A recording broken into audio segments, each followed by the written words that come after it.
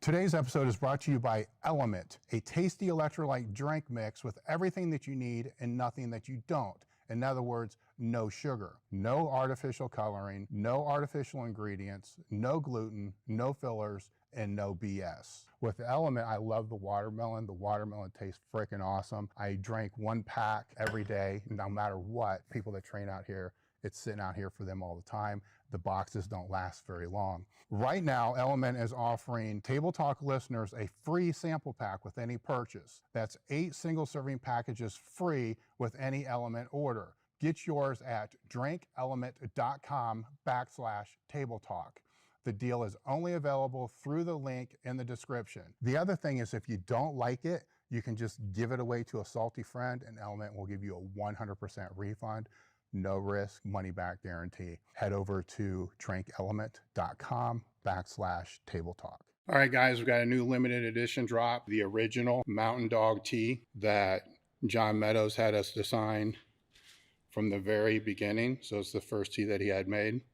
Once again, this is a limited edition item, so when they're gone, they're gone. While I have your attention, you've seen me wear this one in a few podcasts to date. We've been holding back on it. This here, the 4-star tee, I think that's what we call it. It's on the website. New items, also under limited edition. Check out our shoulder saver pads. It's an easy way to do limited restricted range of motion exercises like board press that basically you just pop the pad on the bar, reduces the range of motion, pop it back off when you're done. Thank you guys for the support. Head over to EliteFTS.com.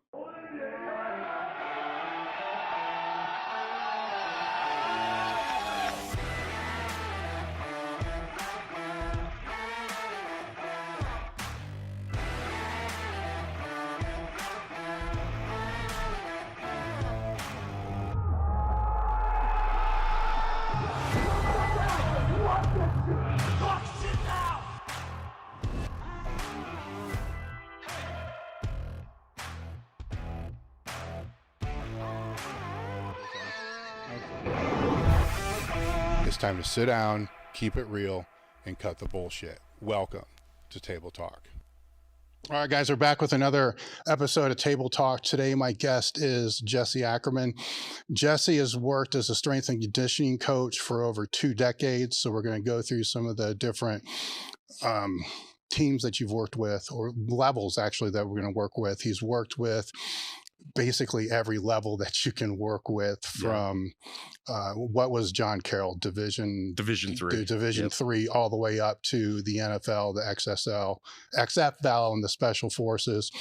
Also works as consultant. Yes, sir. With individual programming services. I'm not going to list them all, as we will touch on a lot of these as we go through the podcast today, but the visualization, the programming, speed mechanics, in season, off season. The difference you guys are going to have with Jesse is a lot of the other coaches that I've had on have been purely just powerlifting or absolute strength based, right? Where the dynamics of periodization change just a little bit. Just a little bit when you're dealing with athletics as a whole, especially athletes that have vigorous in seasons and off seasons. So there's a big difference between that and other athletes we'll touch on as well. So I kind of broke this into different segments. Yes, sir. So we'll go into your early years. So I'm going to ask the same questions I still ask everybody else, because those formative years, say before you graduate high school, kind of looking back in hindsight, now that you're older, but not as old as I am. So that way it's not an insult, right? We can look back and say that kind of led to this and this and this. Yeah. And so you played football in high school and played in college as well. Yep. Backing up there, before middle school, what sports were you involved in? So before middle school, I did all 3. So I started football in 4th grade, and then I would play basketball, and then ran track. I was just a very active kid. So I grew up outside playing, Northeast Ohio. I describe where I grew up as a metropolitan suburb, houses right next door to you, like you can see through the other person's window. And there was always a ball outside, and that's sort of how I grew up, park right behind. So just very active. When did you get serious about playing football? I think when I started, not when you're fourth grade. You know what I'm saying? There's a turning point somewhere. When I it would definitely be like 7th grade. Yeah. And then 7th grade, you start looking at high schools. And in my area, the big thing was Catholic schools. So in Cleveland, you have St. Edward, Cleveland St. Joe's, now VASJ, Menor Lake Catholic. So you had all those private schools that were really good at football. And so, I'd say 7th grade. So when you say looking at high schools, you're looking at, you had a choice of different high schools? Yeah, because, up in my neighborhood, I could have went to East Lake North, and East Lake North was a good high school. But if you wanted to play football, you wanted to go somewhere private to play, just the way it was. All right. So through that time period, even into high school, was there a coach that stands out to you as being pivotal? Yeah. I was a late bloomer as far as, size and all that stuff, but my football coach, definitely John Gibbons. I think he's in the High School Hall of Fame. I would run through a wall for that guy. Loved him. The guy who has been probably my greatest anchor when I go back and think about it is a guy named Tim Armelli. And Tim was my wrestling coach. And I started late, halfway through my junior year. And, that whole experience, it was very humbling because, I never wrestled. But it really, really woke me up to being humble, to working my ass off, and just a great man. Armel is a legend. I think he's in the High School Wrestling Hall of Fame in Ohio. Was there anything that he said or any moment that kind of sticks out more than others? I can give you, I'll give you an example, and I use this example a lot, Dave. So, we used to do these things called Sullivans, and they were just, line drills, like suicides, right? Yeah, yeah. So, they were named after Mark, Mike, and John Sullivan, who all played at Ohio State. So we would do these things at the end of practice, and I would win. I was pretty fast. Like, that was my game, playing ball. I could run. So the one day, we're doing these, Sullivans, sorry. And, we kept going down, and it was a contest, who's gonna win, So, I lost. Based on time? Yeah, just based on the race. Like, they would have a coach at the end. Oh, okay. Yeah. So you want, you obviously want to win, compete. Mm-hmm. So, we had a great room. The Beck's brothers, they wrestled at, Mark wrestled at Penn State. Brett wrestled at Indiana. I think he played football too, but we had just a bunch of great people. And, so like, I ran track. I'm fast. I didn't win. I think it was Brett that won. And, everyone had to stand around, and Brett, you're up. He had to run it by himself. And everyone's like, what the hell is this? Mm-hmm. And the point was, the work is the reward. Mm-hmm. The better you do, the more the more work you're going to have to do. Yeah. And I always think about that. He would say the right thing at the right time. And just really a good person. So then you learn that harder work equals greater reward. Yeah. Right. Yeah. Kind of the same experience in junior high with a wrestling coach. And my mom was late, and I hadn't won a match for like a year and a half or whatever it is. And started in our junior high was 7, 8, and 9, and then high school 10. It was a little weird, now I look back. And so my mom's late, so I'm just running the stairs, because I'm bored and lights are all out. She's late, like real late, like half hour late. Yeah. And Coach Mullins comes by and I said, "What are you doing?" And I'm like, I'm sick of fucking losing all the time. So I'm just going to run. I'm just going to work harder than everybody else. He says, if you work harder than everybody else, you'll never lose. And it's stuck, you know? So then that became my thing, is running the stairs for 30, 40 minutes after everybody else had left, getting passes from the teachers in study hall to run the halls of the elementary school. And then started weight training as well, just on a universal machine. But then I started beating everybody, you know, so it stuck, you know, and that's why I like to go down that road, because I think many coaches get into coaching because of people that mentored them or inspired them or let them see they could be more. And then it gets ingrained. The other guy I would say, Dave, I'd be remiss if I didn't. He recently passed away. His name's Dave Holian. So Dave was at St. Edward for a bunch of years, and he's the one who sort of transitioned me into a position change in high school. So I played D-end, and he was real, like, just a guy that believed in me. And I had a bunch of coaches like that. Yeah. Mike and John Sullivan, you know, they were twins that played at Ohio State in the 80s, and they're buck wild.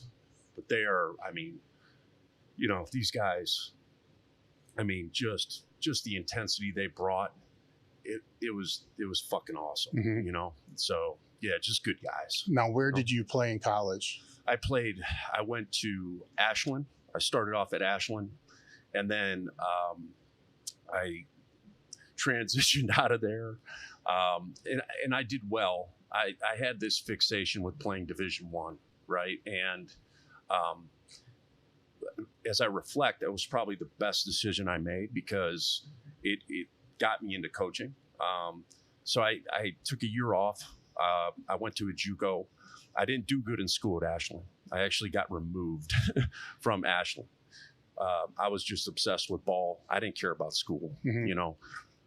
But I worked my ass off, got my associate's degree, which made me eligible. So I went to Pitt, and that's where, you know, I played for about a year.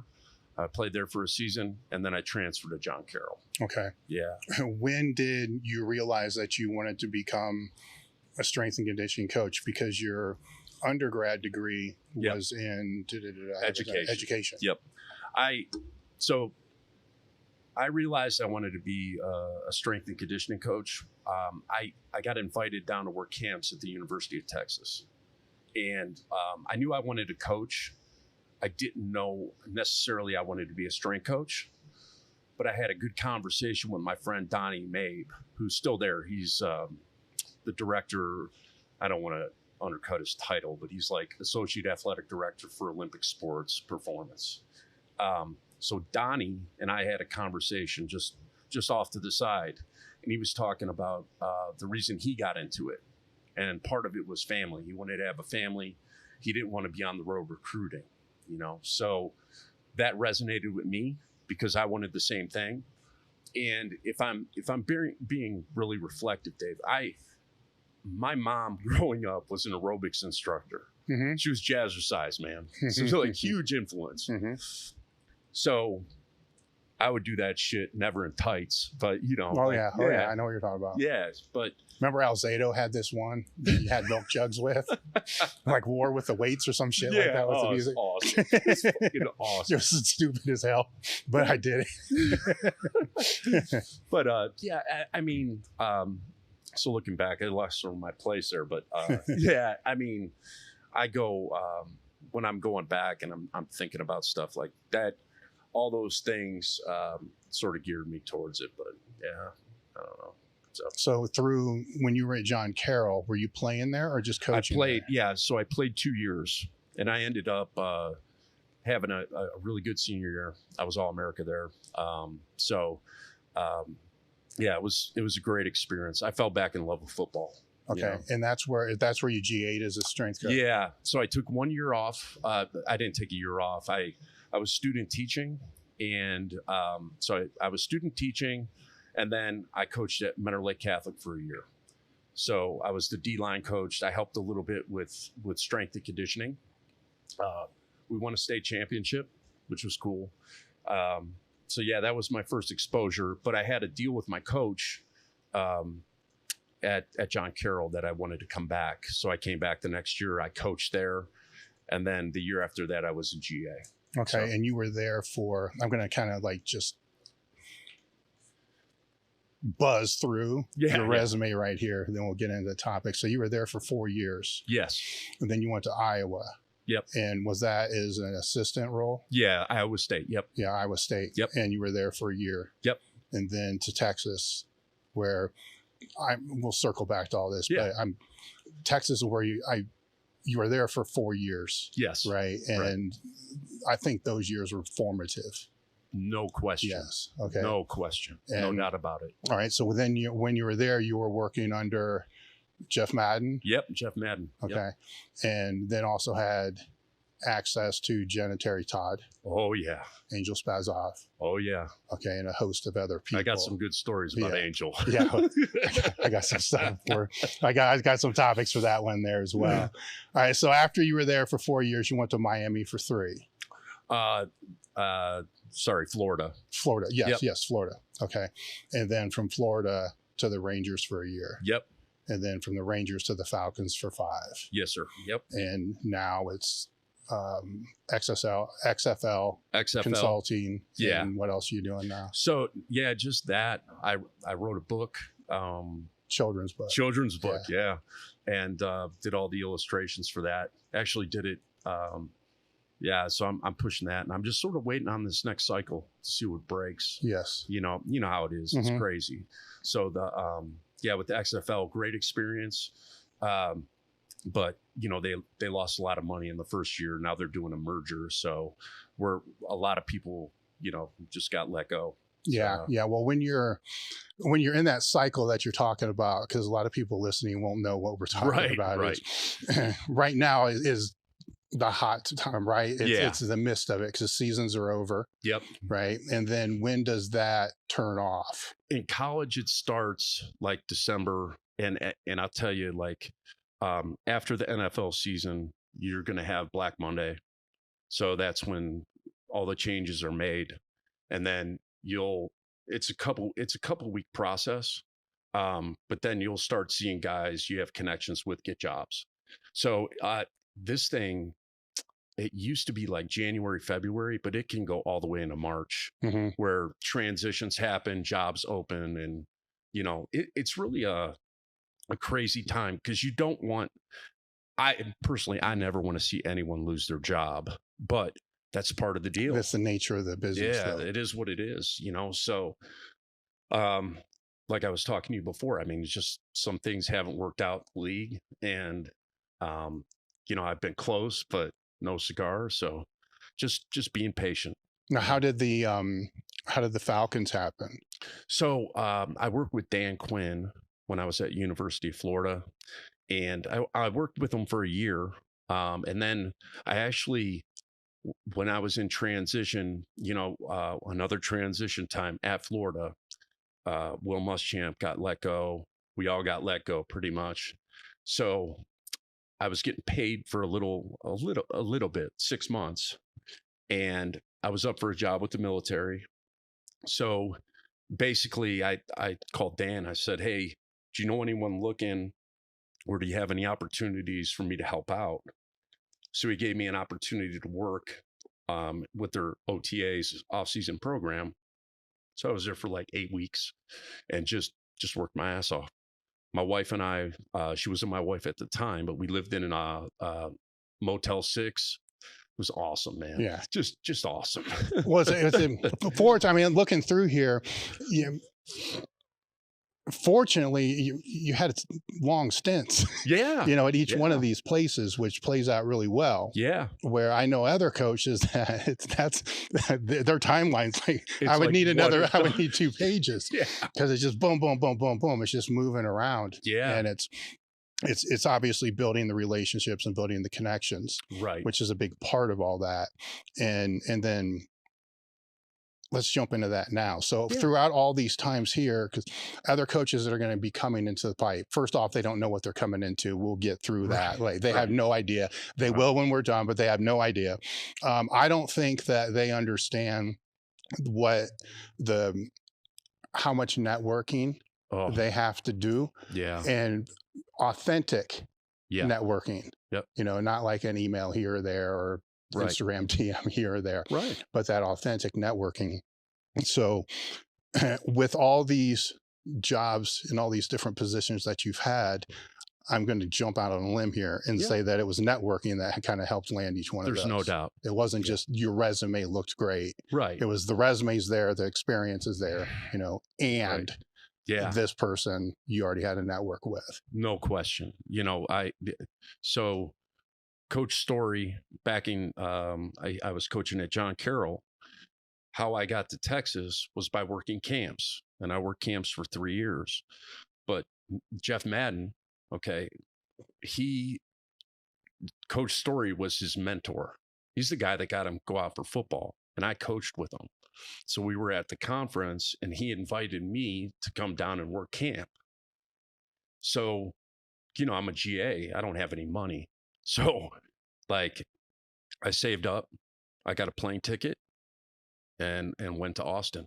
Shook a lot of hands, coached my ass off, and that opened up a ton of doors. You know, so, and it was, you know, Dave, I had no aspirations to, like, I was Division I. Like, I didn't have that on my board. All I wanted to do was get a ton of information that I could bring back to my athletes at Carroll. That was it. And after 3 days, Dog was offering me an internship. And, you know, it was just because, I mean, that's how it shook out, you know, just getting in front of those people and doing what you do. You know? Okay. Now, while you were through Texas, I believe that's when you have 2 master's degrees, right? One of them is in counseling, mental health, something like that. And the other one is in exercise science. So were those obtained while you were at Texas and Florida, or before that? So I did the one at John Carroll when I was GA, and that was a long ass program. So did that one there. When I got to Texas, I knew I had the practical experience. So I went to Cal U. I wanted to get the hard science. So I did that while I was working at Texas. Actually finished right before we went to the national championship. So it was a year intensive, and it was great. You know, I could, you know, because I'm reading stuff, and it's forced learning, and you know, my mind sort of goes over here. Where can I implement that? It was great. So long story short, at Texas, I earned my second master's. Okay, there's ongoing conversations now about and actually I don't want to say it's ongoing because it goes back to, I was being asked this 15 years ago, how important is a degree when it comes to strength and conditioning? Well, I guess if you're going to work in the collegiate setting, you're not going to get hired. Right. You know, so you're going to need that. But what I think gets lost when the advice goes out and I don't necessarily disagree with this advice that for a lot of degrees it's too expensive and the ROI is just not there. So it's better to just have the work experience. But what I think gets lost in that, and I think you're going to validate this here, is those people that do go that route, their in study or their own study far exceeds the study of probably the kids that are actually in university studying subject. No question. Right. So while you were at Texas, there's influences there, right? Yeah. But when you compare what you learned in a classroom, you know, or for a formal test versus what you learned on your own, you know, through journals, books, texts, networking, all this other kind of stuff. Right. How would you weigh that? Oh, I'd say, you know, that the practical way more than the other. I think what educational opportunities or getting a master's degree, it gets me thinking about different things in application to the practical. So, you know, when you're in that forced learning, it really, for me, it helped me go back to the practical and ask more questions and really dive into more things, like on the therapy side. When I went to Texas, I had an agenda. And I think both of those, when I was working on that second one, it supported the practical. And, but, you know, talking with guys like you, talking with coaches, that weight is way more. Yeah. You know, it's just, it's part of the deal. You know? Well, I think that, to circle back, I think that's what's being left out when the advice is going out that, hey, look, you don't need to go to school, but nobody is coming up underneath that and saying, well, you need to spend 10 times the number of hours actually learning this discipline. Yeah. You know, wherever you're going to learn it. Right. Because the message a lot of the kids are receiving is, oh, I don't need to go to school. I just need to find a job and do the work. Like, no, you know, even the ones that dropped out that succeed in different areas of business or whatever it is, their own self-study is that's not being spoke about. Right. You know, and if just through my own education, the amount of shit that I was learning in the classroom stuff didn't do. Yeah, I don't want to say that because communication, it has some value. It had some value, but what the self-study, you know, back then going to the library, no Google, you know, you know, and reading all that stuff and talking to that's a lot of time, man. It is, and you don't realize it until you look back. Yeah, because you love doing it. Right. You know, because you're in this pursuit of like the perfect answer, the perfect program, all the shit that doesn't exist. Yeah. You know, if you just keep digging, you're going to find it. Yeah. But when you go back and think of how many hours and how much time, you know, was spent on all that, it's ridiculous. Oh, yeah. Yeah. And I'll tell you, like at Carroll, John Carroll was invaluable. I mean, I learned a ton there. Even the process of getting into school, but to be accepted into my master's degree, I had to go because I wasn't like, I did everything to get by undergrad, right? To basically play ball. Yeah. You know, it is what it is. I had some personal experiences on the mental health side and some people related to me that sort of pushed me that way. And I was always curious about the mind. And all that. So I really targeted that program when I went to Carroll. I had to take, it was 4 classes I had to take, upper level psychology, and I had to get a 4.0 to get in that program. I had to, you know, I think it was the GMAT or whatever. I had to get a certain score, and it was higher than most. I got my first 4.0 in those psychology classes because I gave a shit. And I knew that it was going to help me in what I wanted to do. The other stuff, like the theoretical educational stuff, I'm like, you know, just like, come on, man, you know, like, but when I really got into it, and I found my passion, I excelled. I was a part of like, you know, some, what is it? You know, an honor society. And I was like, well, this is pretty cool. But, yeah. How's that? Like, how's this work out?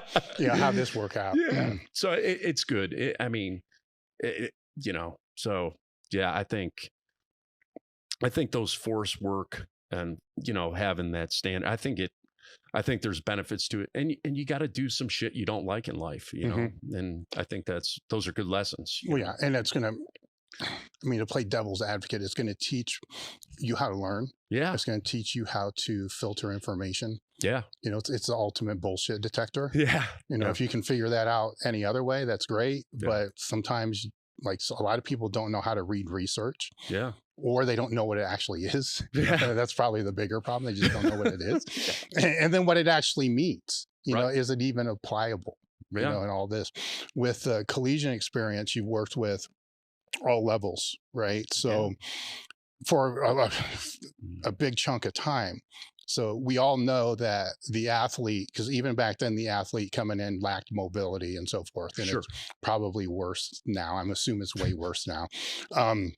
But through the collegiate experience with these athletes, how do I want to, it's kind of in a way almost like high school because there's a spin.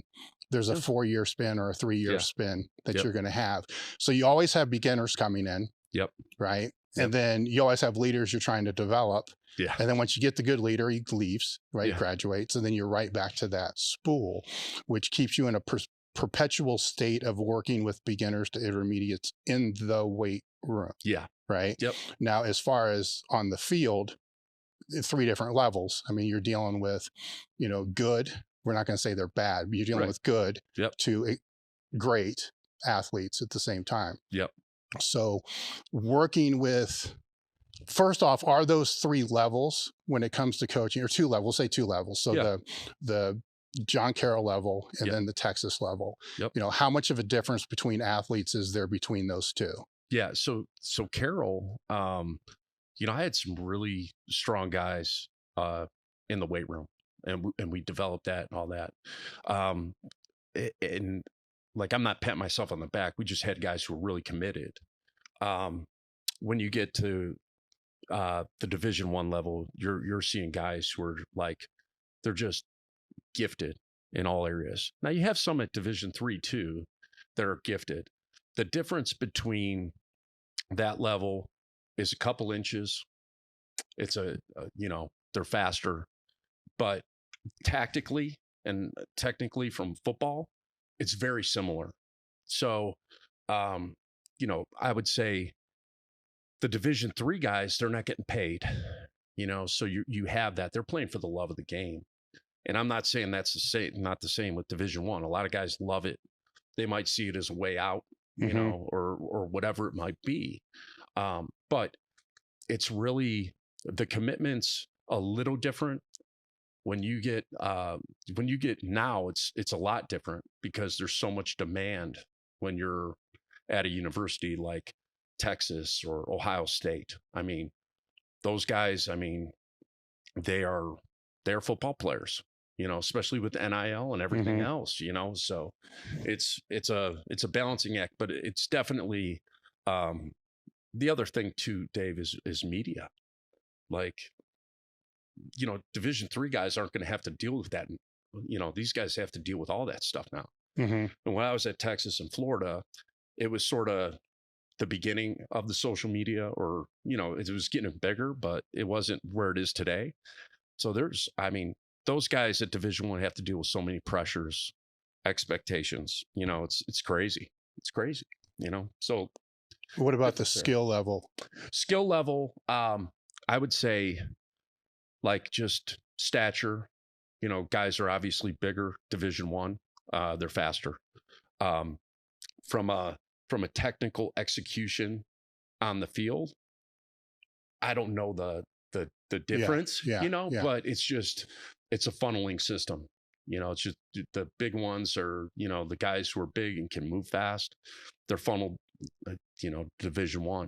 Division III guys, they might be, you have some really good, technically sound football players, Division III. You got guys Division I that they might not be doing every step right, but they're just so much better. It's crazy. Well, I think James Smith, in one of the articles he wrote years ago, kind of broke it down at 3 levels of athlete. Yeah. There's the one that probably isn't ever going to play. Sure. Right. Sure. So there's that. Then there's that middle layer to where they're good. And with the right strength coach, the right coaching, the right skill coach, can be great. Then you got that great, which, I think he hypothesized at the time, just leave them the fuck alone. Right. Because they're going to do whatever they're going to do anyhow until they get to pro level, which we'll get to. Because then it's a longevity thing, because that 4-year cycle stops. Right. Right. And it's from a coaching standpoint, a methodology standpoint, programming standpoint, the 4-year quadrennial's awesome, right? Because you can actually have something planned out, over a long term. Yep. But it usually doesn't work, right? Because now it's all broken up because of that, or kids leave or transfer or drop out. There's a lot of that. Is there less of that at the higher collegiate level? Less turnover? Actually, I would say there's probably more now, right? Well, more now because of the portal and everything. Yeah. It used to be a lot harder. I would think, yeah, more now. Right. So how did your training philosophy and methodology evolve over this time period? In, well, there is the weight room and there is the field. So Right. there's the athletes coming in are changing over a period of time. Right. Right. Yep. How big of a change were you seeing with those athletes coming in over the span that you were doing with that level? At Texas or just at all of them. So John Carroll, they're coming in at X fitness level, average. Yeah. Right. And then your last year at Florida, right? That was the last one before you went to the Rangers. Yeah. You got last year at Florida. Yep. What are they coming in like? Yeah. I would think, you have some of those guys who are just really, really talented. And, I would see with them sometimes go good to great. I would see the lower level guys respond to training, sometimes better, because they have more, maybe they didn't do that type of training before or whatever. But, it's funny, Dave, like you said, the great guys, I had all these and guys I played with who were really big at the beginning, and they might not improve as much in college. Maybe their ceiling, wherever. But I think with those guys, they become, and they get those Division I scholarships or whatever, because they're refining those movement patterns and technical stuff at an earlier age, and then other people catch up. But to answer your question, I would see over time a lot of improvement on all ends, just from guys, from their mentality too, their body, if we targeted those things. Now in college, you have so many people, and they have big staffs now. So bigger staffs, but people break it up different now. They'll have maybe a coach that really targets with the skill guys, wide receivers, DBs, and they work on those things. But I would see, at every level, at every place I've been, I've seen improvement. And when you stop seeing improvement, that's when it gets interesting and what you got to do. So what I'm asking about is when they first come in. Yeah. Were they better?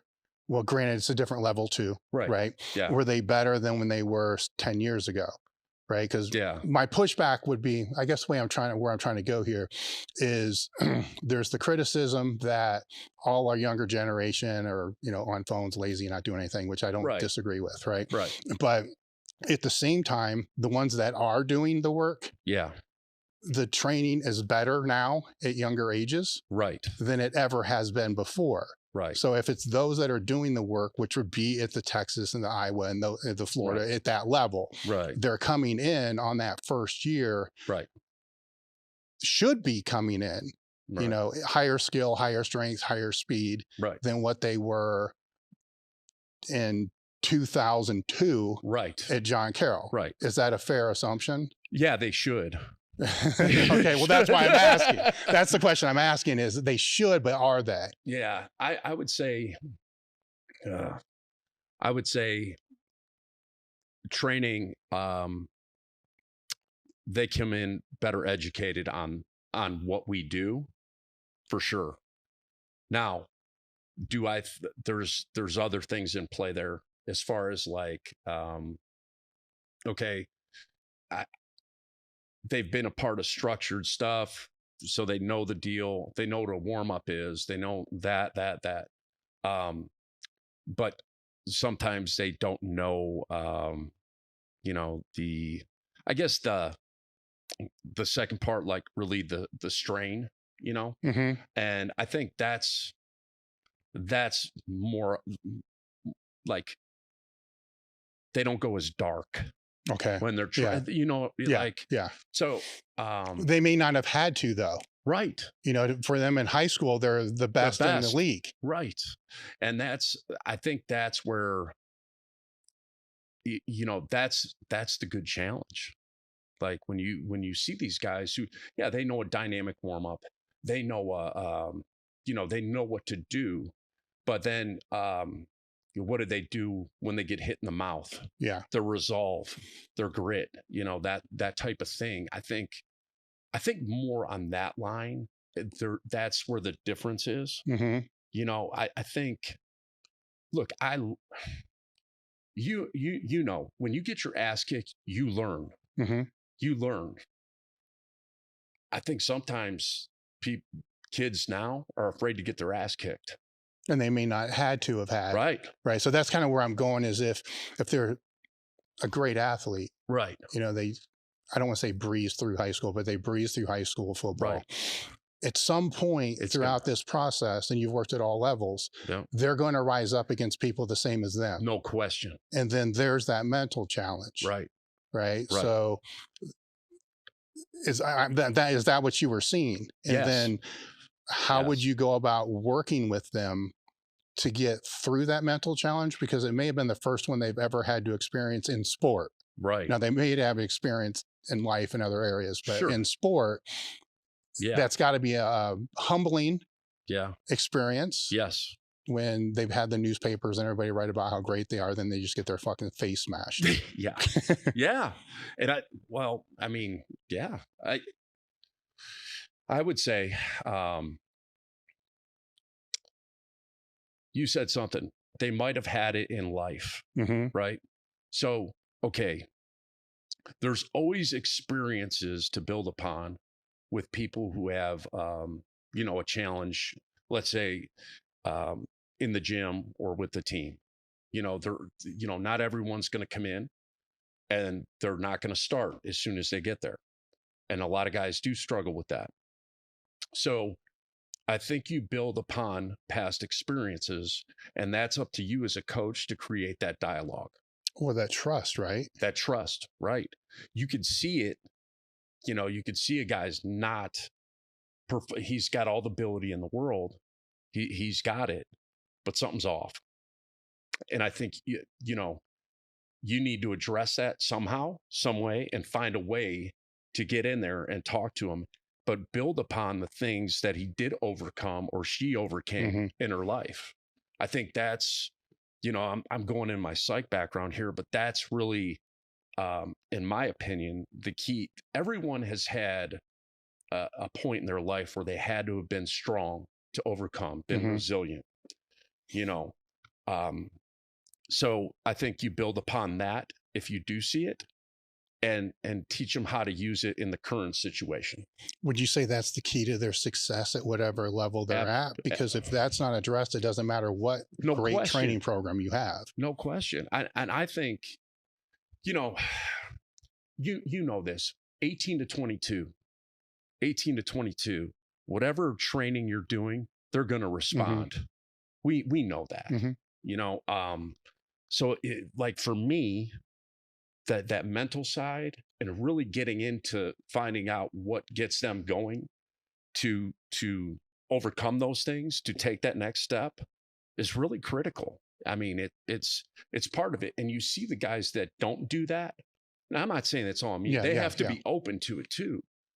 But if they're not going to make it. What's an example of, you don't have to mention the names, but an example of one of them that was hard to get there, but then you got them there, and then you just sit back like, oh shit. Oh yeah. Well, I mean, man.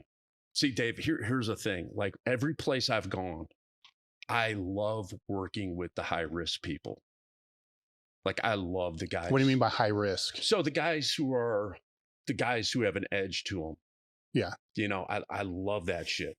Like I love working with those guys because I want them to overcome and do stuff. And I like it. It's a challenge, and most of the time it's, guys who came from rough upbringings and had challenges there, and teaching them how to channel it. So I had a guy when I first came in, he had a lot of trust issues. So I mean, this guy would say, fuck off, man. You know, he was a good player, really good player. And I just kept coming at him in a good way. Yeah. Yeah. I close the door. I don't fear you. I just don't fear you, man. Like, you're not scaring me. You're not going to push me away that easy. And we had a breakthrough. He started committing, and you just. What do you mean committing? He started buying into what we were doing. Okay. Just started doing the work at the intensity with the intent that we wanted him to do. You know, and to this day, I see him, and it's great, you know, like really cool, you know. And I think that's, you know, not getting too deep, but a lot of trauma in this kid's life, and a lot of trauma, like crazy shit. So you never know whatever, you know, guy has a bad day. Shit, guys are going to be moody when they come in. They just smile. They say, fuck off, whatever. I learned that. I learned that early in therapy. I had a kid, cutest little kid in the world, walk by him. You know, I'm working in an inpatient facility. What's up, man? Fuck you. You know, just start cussing. And it's like, all right, man. Hey, have a good day. You know, so I think getting to the deeper root of who they are and how it's going to help them is critical, you know. And I think I love that with college, but it happens in the league too. I mean, it happens at all levels, you know, where guys, you know, the higher you get, the stuff that we talk about, consistency, that everyone talks about, success, consistency, doing the right thing, attention to detail, those things come into play. Doesn't matter how good you are. Yeah. If you're not doing that shit, you're not going to make it. So while you were staying at the collegiate level, most of the time was an assistant level. So how much input did you have on the actual physical programming? So not a ton at Texas, a lot with what people would call prehab and special cases. Okay. So such as? I would take a guy, he wouldn't mind me saying his name, Blaine Irby. He had one of the worst knee injuries I've ever seen, had drop foot. And he came to me and he still wanted to work out. So Blaine, I would assist with the whole team, but Blaine would come up, and it was a team of people. He had to get decompression surgeries, all this stuff, Dave. But he wanted to be a part of the team. So he just kept working out. And then he was getting these surgeries. Eventually he had a twitch in his foot, and he played his senior year, long story short. But like with him, I did a bunch of stuff. He didn't know he was going to play again. He just started training with me. But I would work with quarterbacks, you know, just offshoot guys, and support the head coach, the head strength coach, you know? Yeah. So, but all that sort of stuff on the side was filling. You know? So while you were at Texas, you were also around Jan and Terry Todd. Yeah. Right. So that was as I said earlier, I think that was a very formidable learning time for you, right? Because you got information just coming from everywhere. It was awesome. And while you can't control the program, in your brain, you're thinking about things that you could do better. Absolutely. Or would like to do better, observing. Absolutely. And then with their influence, you know, then Spazov's influence, you know, what were some of the takeaways that you had from Jan and Terry? Yeah. Let's just go there first. Yeah. So Jan and Terry used to come in, and they would just, you know, they would train, and Terry would go on the old hammer deal, do his thing. And Jan, I mean, I forget what Jan pulled, 450 something, long time ago, but she, you know, I mean, just you could just tell she was a beast, you know? So when they would come in, you would sort of talk with them a little bit, and then they would just give you snippets, right? But then they retired from teaching, and they moved over to the North End Zone at UT, and they had a museum of physical culture. So I would go over there and talk with Terry a lot, and he shared a ton of stories, and and same with Jan. I mean, just snippets, but very valuable stuff at the time. Like even they walk in, what is that person doing over there, Jess? This is interesting. I haven't seen this, but just their presence around there and just talking shop. Just is there any examples that stand out to you? Just not like one, not like one defining one, Dave, to be honest. You bounce stuff off them. Like, what would you do? They're very much, they obviously do the strongman at the Arnold, or did, with Terry being gone, but you'd pick their brain on stuff of what they've seen and that type of thing. And they would just be open. And again, they're, influential, but just a lot of wisdom. Yeah. Well, there's a lot of pinging ideas, I guess, is the way to kind of explain that. Louis was like that, so I'd watch him consult with coaches, and, half of my brain is like, this is the dumbest shit I ever heard, then the other part, okay, that makes sense.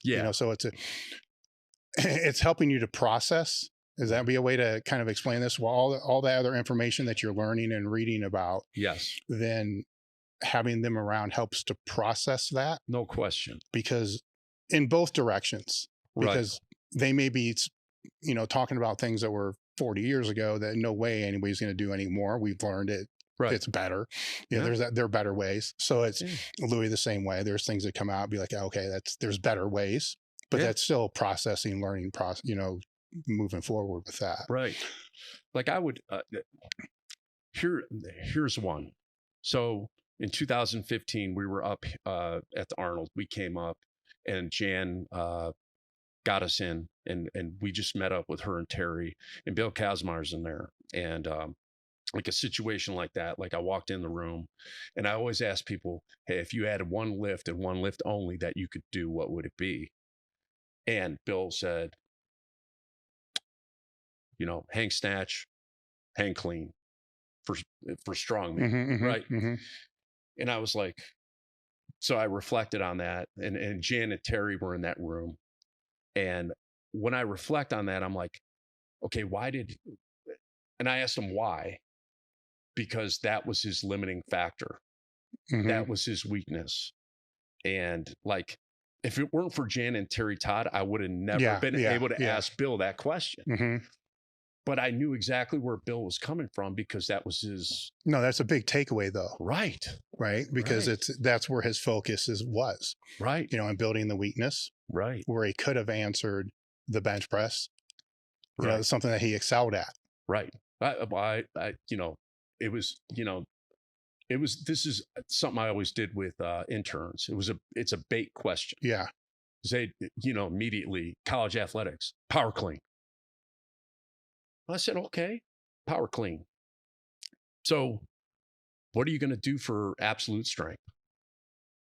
What are you going to do for, what are you going to do? It's a speed strength movement. And I said, now if you said ground-based pull, now I have deadlifting. I have power cleaning. I have power cleaning from various, you said one thing, the power clean. So think of it, and they all sort of look at me like, shit, that makes sense. Yeah. Just being open and to that, but developing the whole spectrum, but I love asking that question. Now with Angel Spazov, Bulgarian weightlifting coach, right? I have some of his shit right here, by the way. I have a story about that. First off, how much was he utilized? So and I know this, I wasn't there, but in the beginning, quite a bit with football, they were doing Bulgarian waves, power cleaning, and Coach Madden would tell you this. They had like 3 guys with over 400-pound clean, but they went 8 and 4. So he was utilized. He was a great resource. He worked primarily with Olympic sports. So soccer, swimming, big into swimming. And I'll tell you, man, he was a character. Well, I asked because I think Zadorinsky was it Penn? Penn State. Penn. Yeah. And very few coaches would go speak to him. My wife took his class. Zatsorsky loved my wife because she was like one of the only females in there. So like, I'd go to her. Oh, I know. I had the book. She's like, I know, Doc. I go, what? I'm sitting there like, you don't realize the opportunity you had. But yeah. Anyway, what were some takeaways that you had from him? From Angel? Yeah. I would say, specificity in regards to how they train later on with the weightlifting team, what they were doing before that, comparative. I actually have a piece of paper, 2 pieces of paper that he drew the platforms and how they were. So he, and this is, I'm not doing the old pat on the back, but he would come in, Dave, and he'd look at me. He had like this lazy eye, sort of like this, and go, Coach, you're the best. And he just said like because he saw like some of the things I was doing and thinking about, whatever. And I was like, man, that's awesome. But he, the biggest thing with Angel was, I think, just the way he, like, they categorized everything, and he would look at the athlete and just say, you're this, whatever. He was such a great resource on the Eastern Bloc side and that type of training. Like, this is a good one. So he came in my office. I had Bumpa, I had Zatsorsky, I had Voroshansky, and Bondarchuk. I had all these books, and I was reading Bumpa, and he goes, Coach, what are you reading? I just got it, Coach. I'm keeping my mind open to anything. Throw in trash. Did all research with average athletes. So I go, okay, who would you say is the best? Voroshansky, very smart.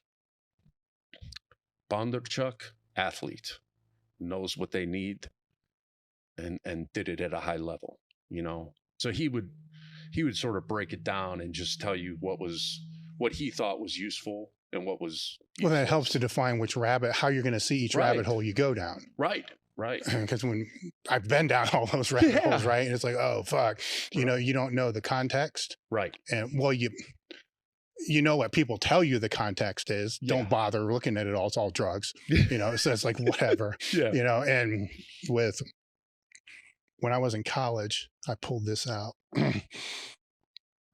I found, when I kind of like yourself, I didn't give a shit about college. All I cared about was powerlifting. But at a certain point in time, I found the library, and this was, God, when was this? I don't have a date on it, but one of the Spaz-off, where's that at? Matt Wenning used this because he just wrote a book for Human Connect, so he used it as a resource. He had, was this at Texas when he was there? He had a whole series in the NSCA journal, of articles that he put in there. Yeah. And there was one I was dumb enough to actually do. This training block there, right? That's a 4-week cycle. I did that for my squat, right? And my takeaway from it actually helped my squat a lot. It took fucking forever, right? Because you work up and max out. Yeah. And then you take the percent of whatever that max was. Right. Right. Where to me, after doing all that, when it was over, I'm like, I'm never doing this again, because the work capacity and the load was just killer. Right. Yeah. But it changed the way I thought of percents relative to training. Yeah. Right. Because if you have a meat max and you try to, that's a CM. That's a competitive max, as he would define it there as a CM. Yeah. Then there's a training max, right? Yep. But then there's like a daily max. And so what I saw out of that was there's some brilliance here, because they don't care about the single, they care about the triples. But they want the triples to be effective, so they have to know what the single is for the day. Right. But then then you work up again, right? Because there's more sets. Right. And where my takeaway from that whole thing was, what if I could, in a training day, work up enough to have a perceived max? Like say it's 60-70% in my brain. Yeah. I think, you know what, I might be able to hit 800. I don't know. Yeah. 750 for sure. Yeah. Probably around 765, whereas then I would use the percent off my perceived max. Yeah. And then when I started adjusting the powerlifting training moving forward, it started to move again, because now the percents, can still be debated, but the percents had more sense. Now, I've never been able to replicate it with anybody else, because for years I was writing perceived max. Yeah. Like go off 70% of a perceived max, then we'll waive that over 3 weeks. And right. But they end up, and I come in and they're like missing weights. I'm like, what the fuck are you doing? So then it was like, okay, the perceived max, what you think, but also what your training partner thinks. Right. And somebody else thinks. So now 3 people have to agree. Yeah. Then they'd all still be fucking missing.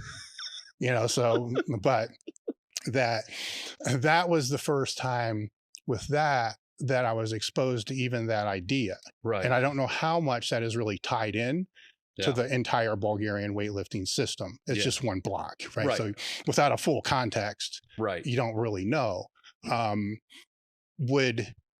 Would you, from conversations with him, would you say that was a big component of their training or a minor component? He would with certain athletes, for sure. So if you had, with swimmers and some of the soccer people, was a little different demand. And I don't think he would put this emphasis on it, but he would do, stuff like this, Dave, for sure. Like I remember that, to be honest with you, like right when you, yeah, I mean, my buddy, Trey Zapeta worked with him a lot, and he knew his style a lot more, in the nuts and bolts of things. And I watched him work with that. He was brilliant with, he had this swimmer who, she was international competitor. She was gold medalist, and at the Olympics, and I mean, just brilliant athlete. She had been doing some other training where they were doing hill training, and they were actually running down a hill too. And she just felt like shit. When you're working with a swimmer, they're constantly stretching, and like, hey, if you're going to run down a hill, their joints are lax. Now the pounding is going to cause more issues. She was deathly afraid of just running, because she thought this is going to, this is going to hurt me. So Angel put her on a treadmill and had her start walking backwards, and then eventually running backwards till her confidence came back up to where she was running again, which I thought was brilliant. As far as the weightlifting and things like that, he was very,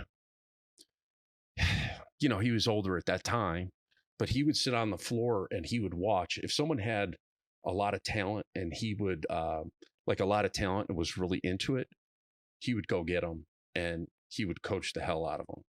If they weren't that interested, he'd still coach them, but sort of just, I get that. But the one thing I've always wondered about that and those kind of things is he's a coach. He's seen these athletes day after day after day. So I wondered how many times they really even had to work up, because his eye would see almost immediately when they came in where they were. Yes. The same way you would with your athletes if you Right. work with them long enough. Right. You just know, they're not at 100% capacity. No they're question. at like 80. Yeah. So that would negate the need to do that, Right. because then they already know what's in there. But if he's to express what they do, then it would look like, you see what I'm saying? Yeah. So that's that translation shit that becomes the hard part, right, with those guys, unless you had access to them, you know, to be able to ask them or to see even how that applies to sport. That's weightlifting. Yeah. Right. That's not football. Right. You know, it's two different things. And idiots like me are going to take it and apply it to powerlifting, which is heavier load.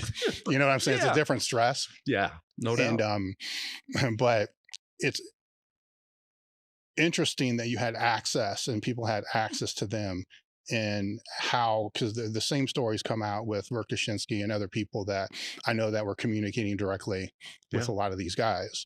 And what you think and what we see, you know, let me say, our interpretation of what they were doing isn't exactly how they would apply. I think it's a lot more simple. Yeah. I think it's a lot more simple, Dave. And that's what I saw with him. And I think that's another thing. Like, I did see them work up on certain things and with certain athletes, but I think, you know, you throw stuff out there to see where they're at on that day. Yeah. And if they were ready, let it rip. Yeah. You know, and I think that's, to be honest with you, I think we're losing that a little bit. Well, we'll get into methodology and training here in a little bit, but I think that's important because, especially at the level of the athletes that you're talking about, they don't linearly get stronger. It comes in these bouts. Yes. Right. And if you don't, you can undertrain them in a way. Right. If you don't recognize that they actually now, and maybe they're not stronger, maybe they're just technically better at the lift. Right. Which is displayed as being stronger. Dave, I say that like the power clean all the time. Are they developing power or are they expressing it? Yes. There's a big difference. Big difference. And the density of the work that you do with those exercises, I mean, that's what's gonna, you know, you're working with guys who are coming out, and you can find different ways to do it. But I always said, hey man, you emphasize cleans or, you know, whatever for a particular period. And, you know, it's nowhere near the density that these guys would do it at. Yeah. So how in the hell are you saying it's building? No, it's expressing power.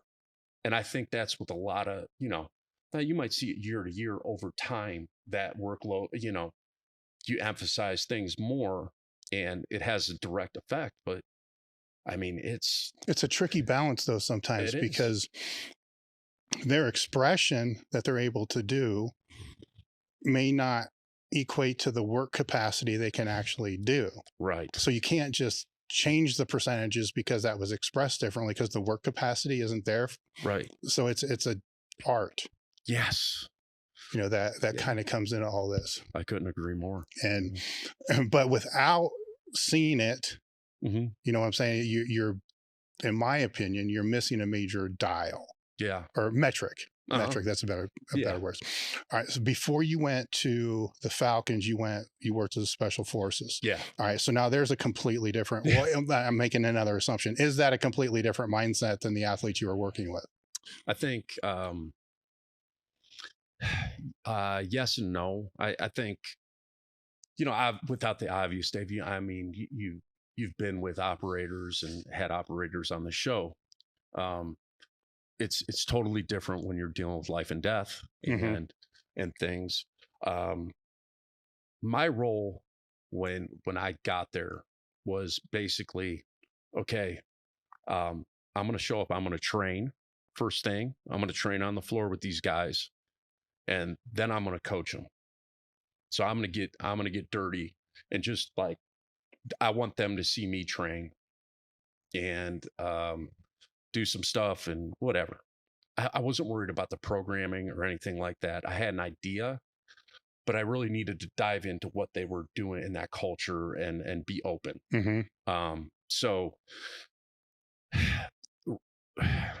So Ranger seeks, you know, they're a different breed. They're elite, you know, and I think for me, when I went in there, that assessment period was shorter, but my focus was really on their individual needs, because when they're doing their job, they have to work as a unit all the time.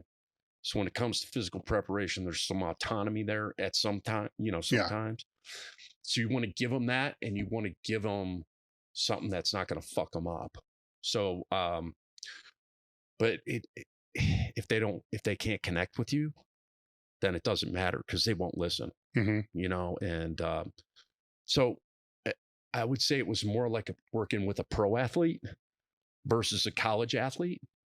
I think it prepared me well for when I went and worked with pros in the NFL.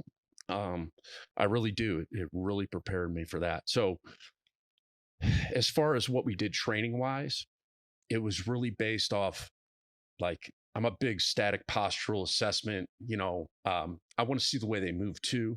But if you're standing there and I'm seeing overactivity, like, you know, I'm going to do something about it and attack those things. So we had Ranger love volume. They love to get their ass, like, they love volume. So I had to switch up a little bit with that. Really focus on eccentric, technical, you know, posterior stability type things to help them, and give them volume in the right areas when they were training. So, you ever seen rucking? Yeah. Okay. So rucking, that thing presses down. When guys come back from Ranger school, they have rucksack palsy.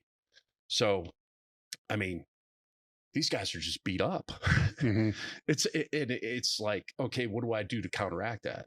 Well, now you're going to work a lot of scap stabilizer stuff, postural muscles, hips, and I've rucked with them.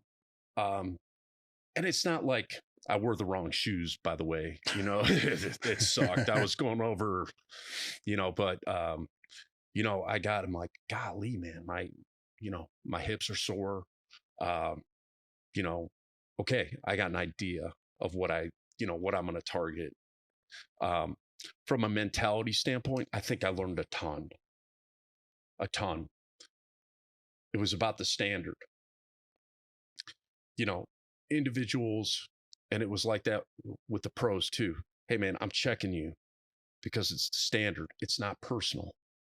I want the best for you. It's the standard. It's not personal, you know. And when you put it in that context, I think you get more buy-in, and you get guys to really listen. Like, and if you don't check them, they walk all over you. But yeah, for me, that experience was unbelievable. Were you able to get to a point where you could put in absolute strength work? Yeah, it was built up over time. I actually have a video of a friend of mine who he got shot, T6 complete. So he was still at Ranger or at the battalion at that time, and I wanted to work with him. Dave, he's probably 120 pounds soaking wet. He benched 205. And that's not a lot, but like, he's got no leg drive. He's 120 pounds. Yeah. You know, and I have him doing pull-ups with a chain.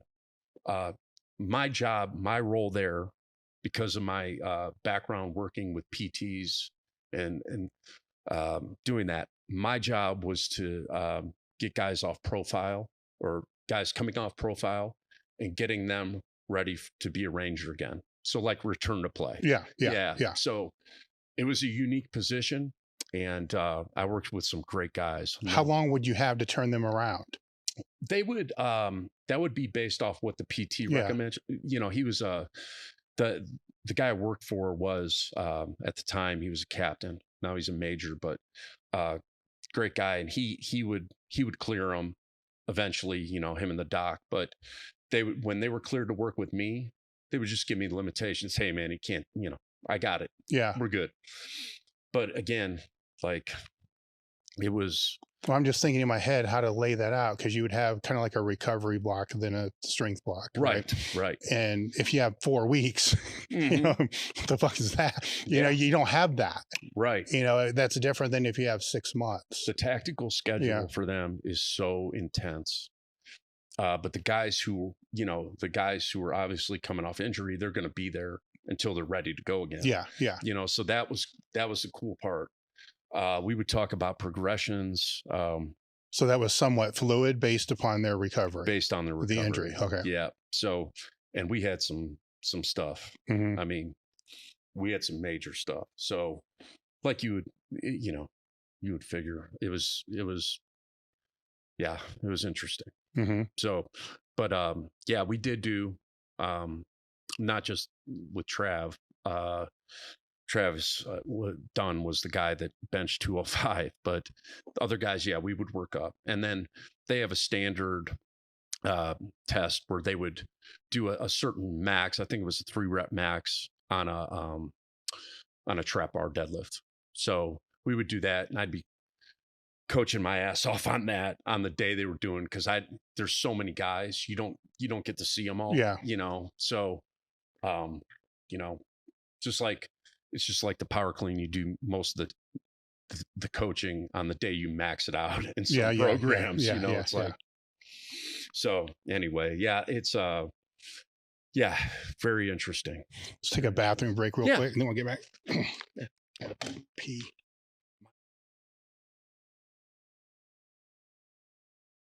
EliteFTS was founded in 1998 with the aim to live, learn, and pass on. We've done this through training-related content that allows you to become the strongest athlete and coach that you can. Over the past 2 decades, actually 2.5 decades, we've published more complementary training media than anybody else in the industry. When you look at the number of articles, the Q&As, the blogs, the videos, the podcasts, there's over 1 million pages of content that we've put out there. We've been able to do this through your support of EliteFTS. So when you purchased EliteFTS strength equipment, bands, accessories, gear, apparel, or anything through the site, you directly help support the content that we put out, which in turn helps support other people on their journey of becoming stronger and better coaches. So stronger athletes and better coaches, which encompasses the aim and the vision to live, learn, and pass on. So I thank you for the support that you've been giving for the past 25 years, and encourage you to keep supporting EliteFTS into the future so we can all help more people become better and stronger. Discount code Table Talk for 10% off your first order.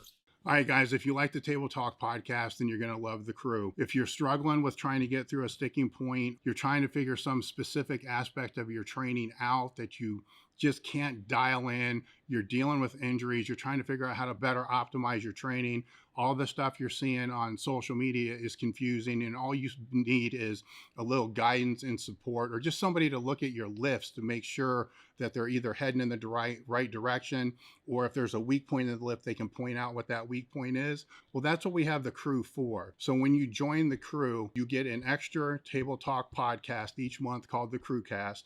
You also get access to our Discord community, which has a training Q&A, form checks with top coaches, mindset section, nutrition, training logs, programs, over 30 ebooks, plus exclusive ebooks just for the crew, webinars, lectures, seminars, giveaways ranging from full strength equipment. We've given away many yoke bars this year. We've given away actually pieces of strength equipment as well as accessory items, and you get exclusive crew discounts.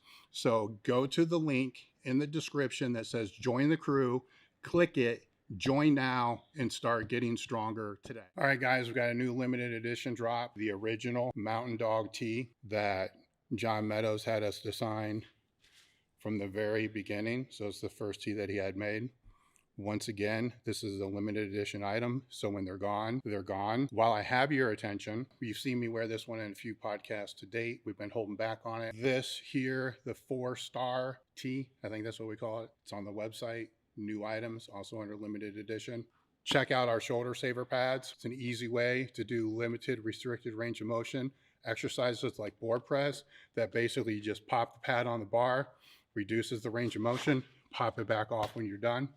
Thank you guys for the support. Head over to EliteFTS.com. Today's episode is brought to you by Element, a tasty electrolyte drink mix with everything that you need and nothing that you don't. In other words, no sugar, no artificial coloring, no artificial ingredients, no gluten, no fillers, and no BS. With Element, I love the watermelon. The watermelon tastes freaking awesome. I drink 1 pack every day, no matter what. People that train out here, it's sitting out here for them all the time. The boxes don't last very long. Right now, Element is offering Table Talk listeners a free sample pack with any purchase. That's 8 single-serving packages free with any Element order. Get yours at drinkelement.com/Table Talk. The deal is only available through the link in the description. The other thing is if you don't like it, you can just give it away to a salty friend and Element will give you a 100% refund. No risk, money back guarantee. Head over to drinkelement.com/Table Talk. All right, so now we'll move into the professional level where after the Special Forces, you went into the Falcons.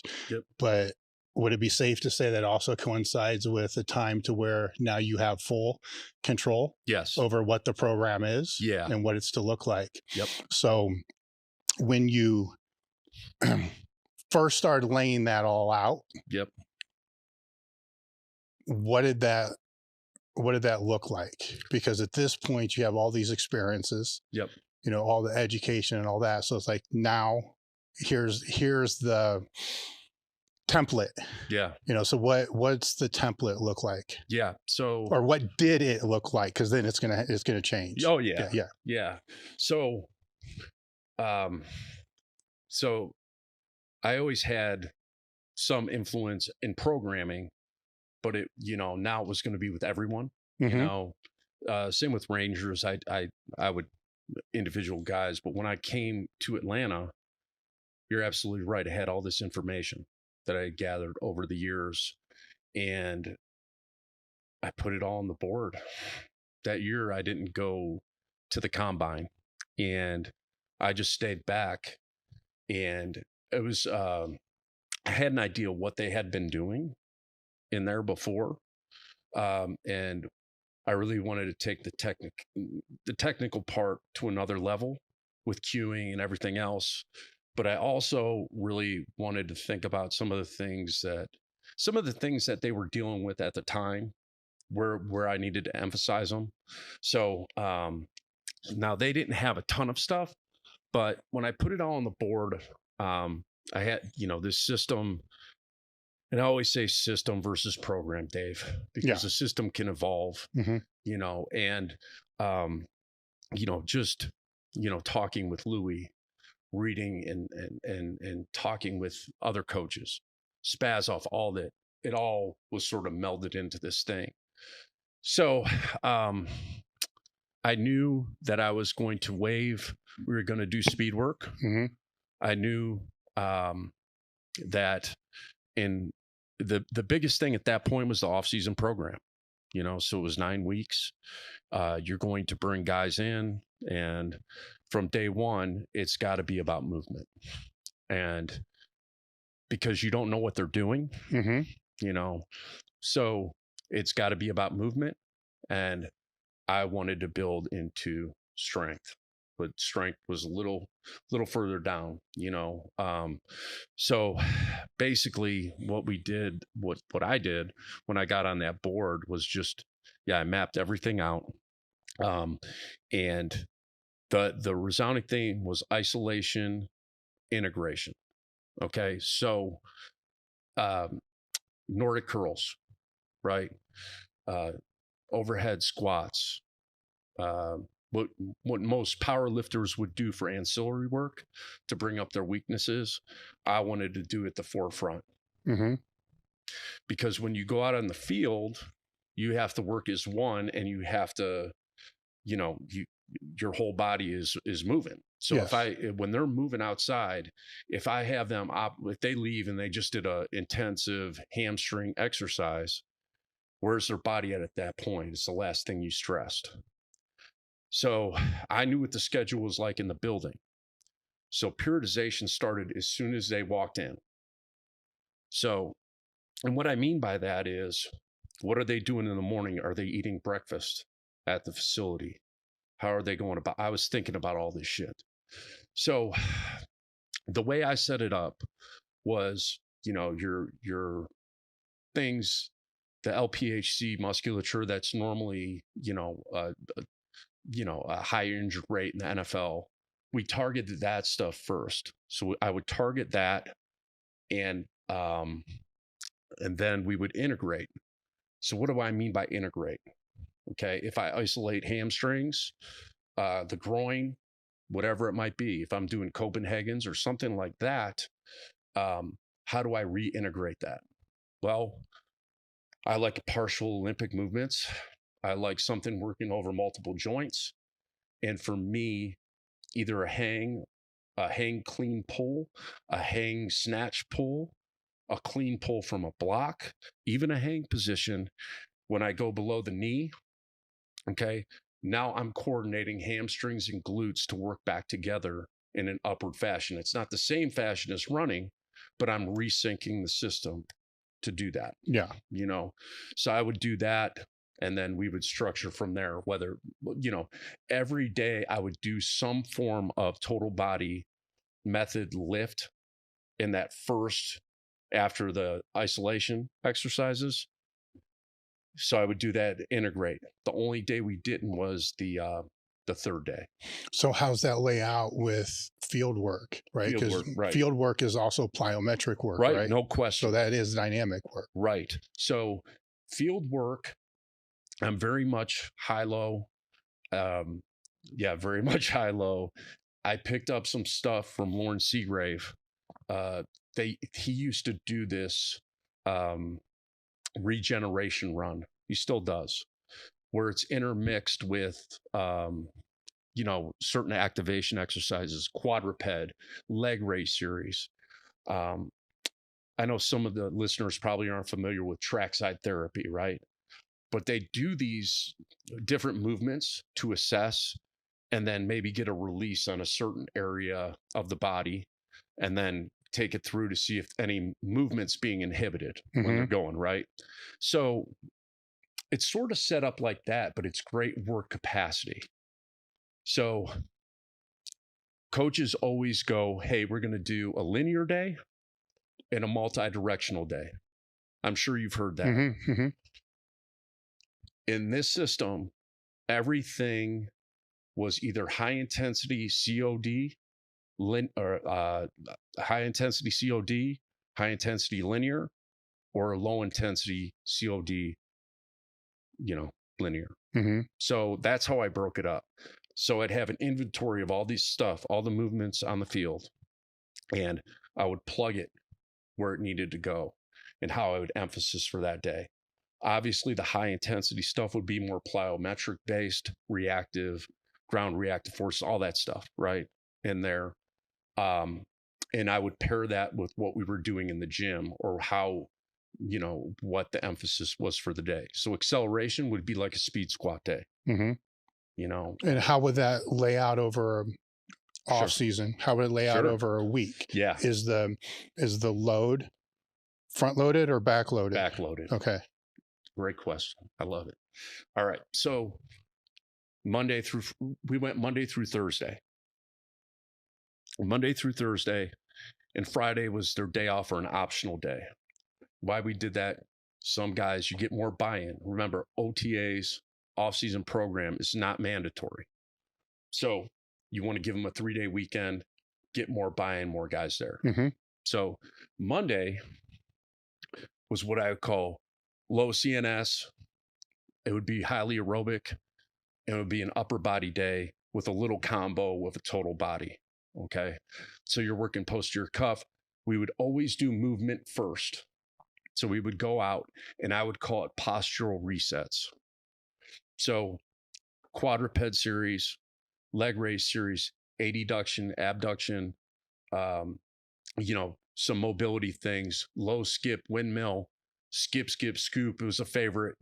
just things like that where it's slow. And then we would do some form of tempo, either a multi-directional tempo.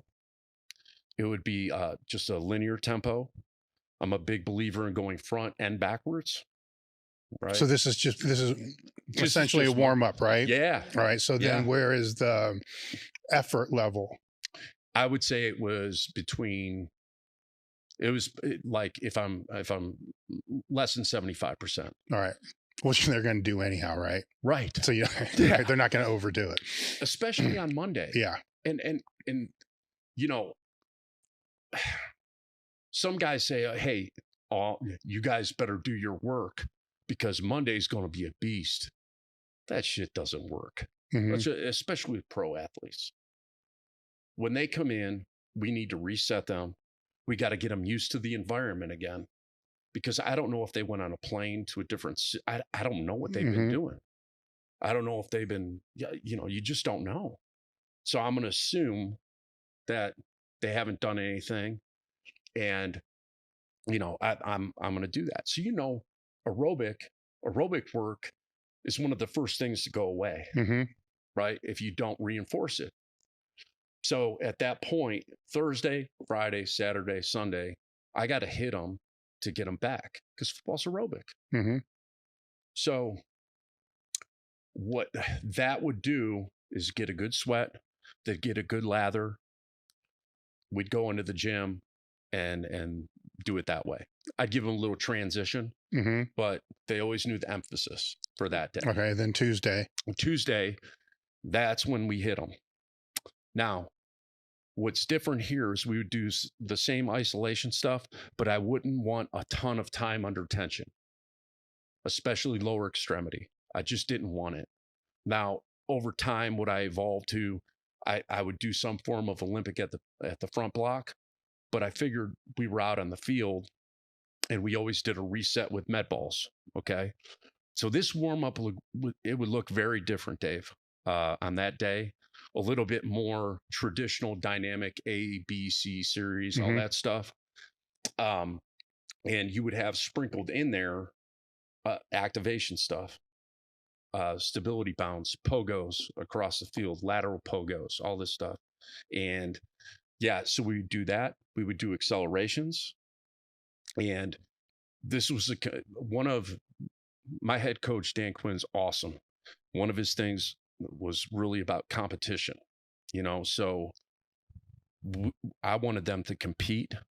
We would have the measurables. We had Polar Team Pro and we used that. You wouldn't get as much on the acceleration day, but you could still see if they were bursting, right? You can measure it a little bit. So anyway, we would do that when they came in. We would speed squat. In general, it was, you have certain guys that do certain things by position, etc. But you'd speed squat. I would even deadlift, because acceleration with a deadlift, the intention from the bottom is to move it as hard and as fast as you can now. But what I did to mitigate the risk was double overhand. I would start them sumo, and I'd have them really sit back into it, pause, and intention. Single leg Bulgarian split squats with dumbbells. We would do some complex training, that type of thing. But again, the time under tension, if I wrecked them on Monday, their movement is going to be disoriented for the whole week. And they are there not to train with me. They're there to play football.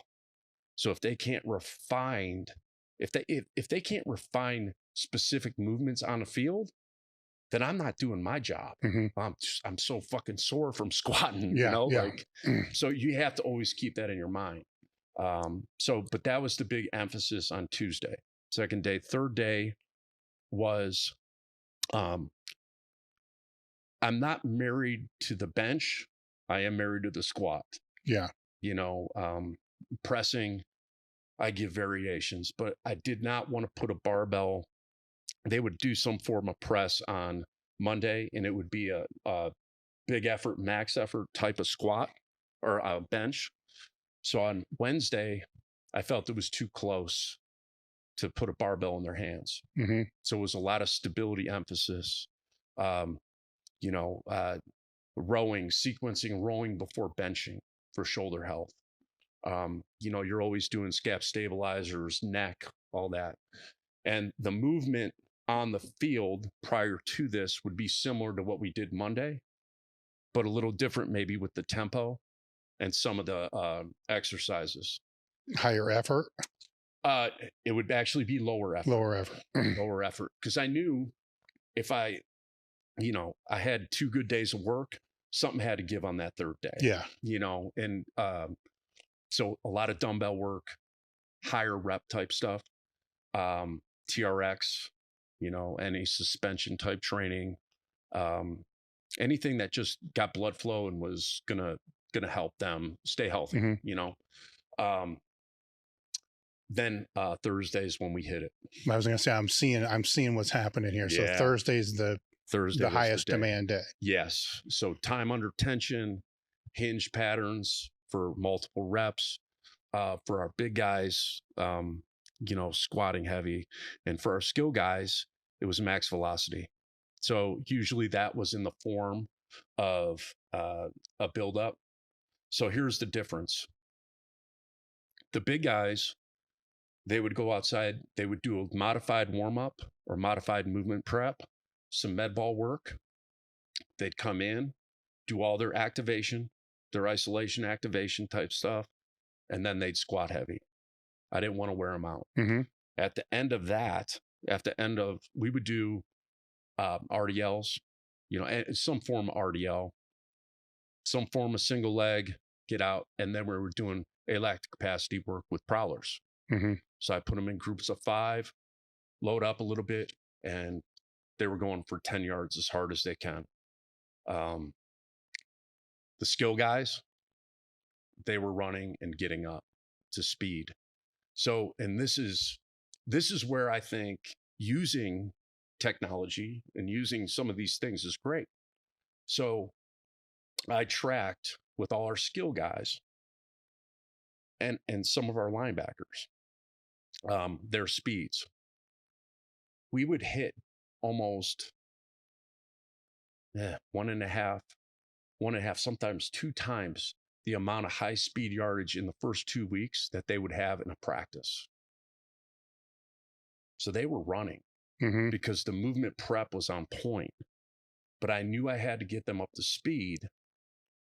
I had, because if they don't touch that speed before the coaches are integrated, shit's going to happen. So I would tell them focus on technique, and it was all linear. We did some really intense COD stuff, but that part was, we built up that intensity over time. Detail COD for those that may not know. Change of direction. Yeah. So high intense, change of direction, and then linear development. Yeah. So that part of it, I mean, it was great. And with the lineman, is the COD as hard? So, we were a zone team. These guys had to move. So the COD was not the same. Yeah. Because I would do like a lateral bound with those guys with a hockey stop and go back, which is important for when they cut on the field. For the lineman, it was more positional, type of movement. Yeah. But I think it was unique in the sense that the movement prep portion of it, it's critical, Dave. These guys, the movement prep is critical. They hate to do it, but it's critical. You gotta warm up, and you gotta do specific warm-ups to things that you're going to use when you run. Yeah. So now, did you find that a lot of the movements in the weight room and out of the weight room were movements that they're technically efficient at because they've already been doing them for the past 4 years? Some or more. Some are, some not. Some not. Okay. Yeah, and I think. Well, what I'm wondering is, was a lot of your choice of exercise based upon that? Because if they've already had some exposure to that, right, your technical learning curve should decrease. right. Was that part of the thought process? Yeah. Okay. Yeah. And like, I'll give you an example, because everyone talks about, this training transfer, right? So this lateral bound that we did, it would start at 20 yards with a hockey stop and then back. And then we cut it down over time and it would turn into a sprint. Mike McDaniel, who's the head coach for the Miami Dolphins, was talking about an elite player, Julio Jones, about how he cut and using the inside edge of his foot and just everything was anatomically set, Dave. On the leg that wasn't weighted, you saw some valgus or but it wasn't weighted, but you saw him step and get out so fast. He's like, how do we get our guys to do this? So that was what we did. That's what we did. And we cut it down. The first 2 weeks all me, but then we integrate coaches. And Mike came to me, goes, I don't know what the hell you did, but they're all doing that now, which is huge. Oh yeah. That's a huge training transfer that you want. But if you don't touch it and touch it in some type of intensity and volume, is like, they're not going to get that transfer, So how are they, outside of that, how are you actually defining what that transfer is? But right, like, you see what I'm saying? Because it's dynamic correspondence transfer, whatever you want to carry over. That's that gray area, right, where that art comes in, right. So how are you defining that as the coach putting this together? Movement. So in that particular case, movement efficiency, if you watch film, right, and like, I think having an open line of communication with the coach of what is happening and transpiring, and that constant communication is critical. So I would talk to the coaches and say, hey, are you seeing what you're looking for on this? Is he picking up that concept? Strength is strength. I had a great head coach who let me do and own it for that first 5 weeks. And then it would transition and we were sort of, doing that. But I think. Would you say, all things being equal, the stronger wins? 100. Okay. So with that's got to be built into the training. It's got to be built in, to get stronger. So then the question then becomes, what are the metrics that you're using to determine that strength increase? And then how do you determine a weak point? Is it based upon the breakdown of whatever that metric you're using is, or is the weak point coming from the movement efficiency that the coach is telling you they're seeing? Right. Or is it both? I think with the measurements that you're getting with it, I think you have an indicator right there, speed. Yeah. And that's measured. Total distance is measured. Strength increase. I would tell guys, when they come to you, especially in the league, you don't hey, what's your best? But what was that standard? Yeah. Like squatting or whatever. So you don't know. Yeah. You really don't know. So basically what I did is, in the 5th week with the guys where strength was relevant, and it's all relevant, I'm just saying, for our big guys, we would work up and we would do clusters. So we were doing submax eccentric work, 6 to 8 seconds. We would build up intensity. And then I would drop that 5th week in the off-season program, and they would do clusters. And I would sort of base my numbers off that. And that's where I got my number for. That's the first time. Yeah. And year to year, for the guys who were there, I would have that recorded. So I would know, I would have an idea. But it was never concrete because there's so many other stressors. Yeah. Well, is strength easier to measure than speed? Because at that level, how much is the speed really going to change? Right. You just don't want it to drop. Right. I think strength is easier to measure, because if they were just doing like track and field, right? Yeah. And it was set. That's not football. It's not. Football's chaotic, and it's multiple routes. And this guy's making a decision to cut over here based off, on a choice route with a wide receiver. He's going right or left, and he has to adjust. It's constantly braking and decelerating and then accelerating. So I think it's definitely easier to measure strength over time. And we utilized VBT, and we absolutely used that stuff. But I utilized it more on strength. Strength, when we were waving up, I used to call it charge battery. Hey, we're going to charge battery. I think what gets lost, Dave, is the guys don't understand how important strength is to speed. I think speed is the greatest expression, or one of the greatest expressions of strength. They need to be stable to maintain those things. And that's where that's really my goal with the skill guys. You have to be strong so you can attain the top speeds with good posture and do it over and over again. Okay. So with the off season not being mandatory, what percentage of the guys were there? We had some really good years. I would say, the first year was almost 100%. The second year was like 95, 90. And you had, you're always going to have some contract issues. Yeah. So that's tough, but, it is what it is. So you make do with what you got and go from there,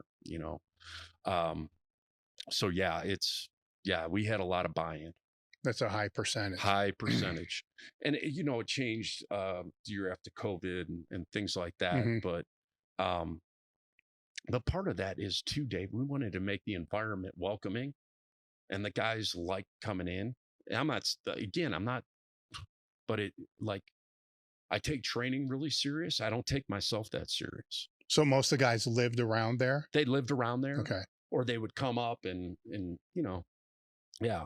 So the measurement part for me was more about them doing the things that were going to help them to support what they're doing on the field. Yeah. Because if you're testing all the time, you're not training. And I know it's nice to have numbers. It's nice, but it's hard. It's hard to get all the time. I can give you one of my assessments each week, and I called it raw. So it was readiness, aggression, and weight. So I used most of NFL clubs have a numbering system, and that numbering system, that's how they grade players when they're watching film. In this case, 6 is good, 7 is great, 8 was excellent, and 9 was rare. So I would have those on. So readiness was measured when you came in, your focus, and I would have guys watching. My assistants and I we would analyze this. At the end of the week, we would assess it, right? Now, aggression was their intent and the way, not necessarily what they lifted. Okay. It wasn't necessarily that, but it was how were they dialed in when they came in to do what they had to do at a high level, because every week wasn't a quote unquote max effort, but, were they doing the right things? And then weight is obviously, these are subjective, but the weight thing is what they did. Yeah. And not only weight, but speed. So if I put you in an environment where I'm asking you to hit top speeds, and, if we're doing buildups and I'm asking you to give me gas when you're going, then after that first week, I have a comparative number, because usually in the second week, you're going to do more, right? So I had a situation like that pop up where a guy had his effort and his intent on that given day were, that first week it was good. Then it dropped off, and we actually did more. So I could come back to them, and you have a conversation, Mm-hmm. and I would grade them, and I would post them, and I go, "Why did I get a 5?" Well, look at your numbers last week, bro. And it was, that's how you can use technology to coach, and coach effort, you know? So then when you get into the end season, how's this change? Oh, yeah, this is when we were talking about some of these things like competitive max and, training max. I was like, yeah, all right. So you play on, generally you play on Sunday in the NFL. That's max effort. It's max effort. The difference is it's max effort of every system in your body. And from week to week, if you're playing a really good team, it might take you beyond, right? So, like Louis, you guys, how many hours do you take between intense bouts of lifting? 48 to 72. I was adamant about training on Wednesday, like a main training session on Wednesday, because Monday they're still okay, but Tuesday it's like they got in a train wreck because now the Toradol's worn off. Yeah. It's like, so I knew I had to give, but I had to wake them up on Wednesday. So how do I wake them up? Squatting, that type of thing. And that's what we did. And we would wave up. It was good. Guys liked it. I had to sell it. Yeah. You had to sell it. You had some guys that wanted to do some stuff on Monday that was different. And I get that. Everyone's different. I was always open to that. But I always said, hey man, just I want you activated for practice, because I would always have them lift before practice. Okay. So then how would that pivot if it's a Thursday game? Thursday game, taper. You just want them to feel good.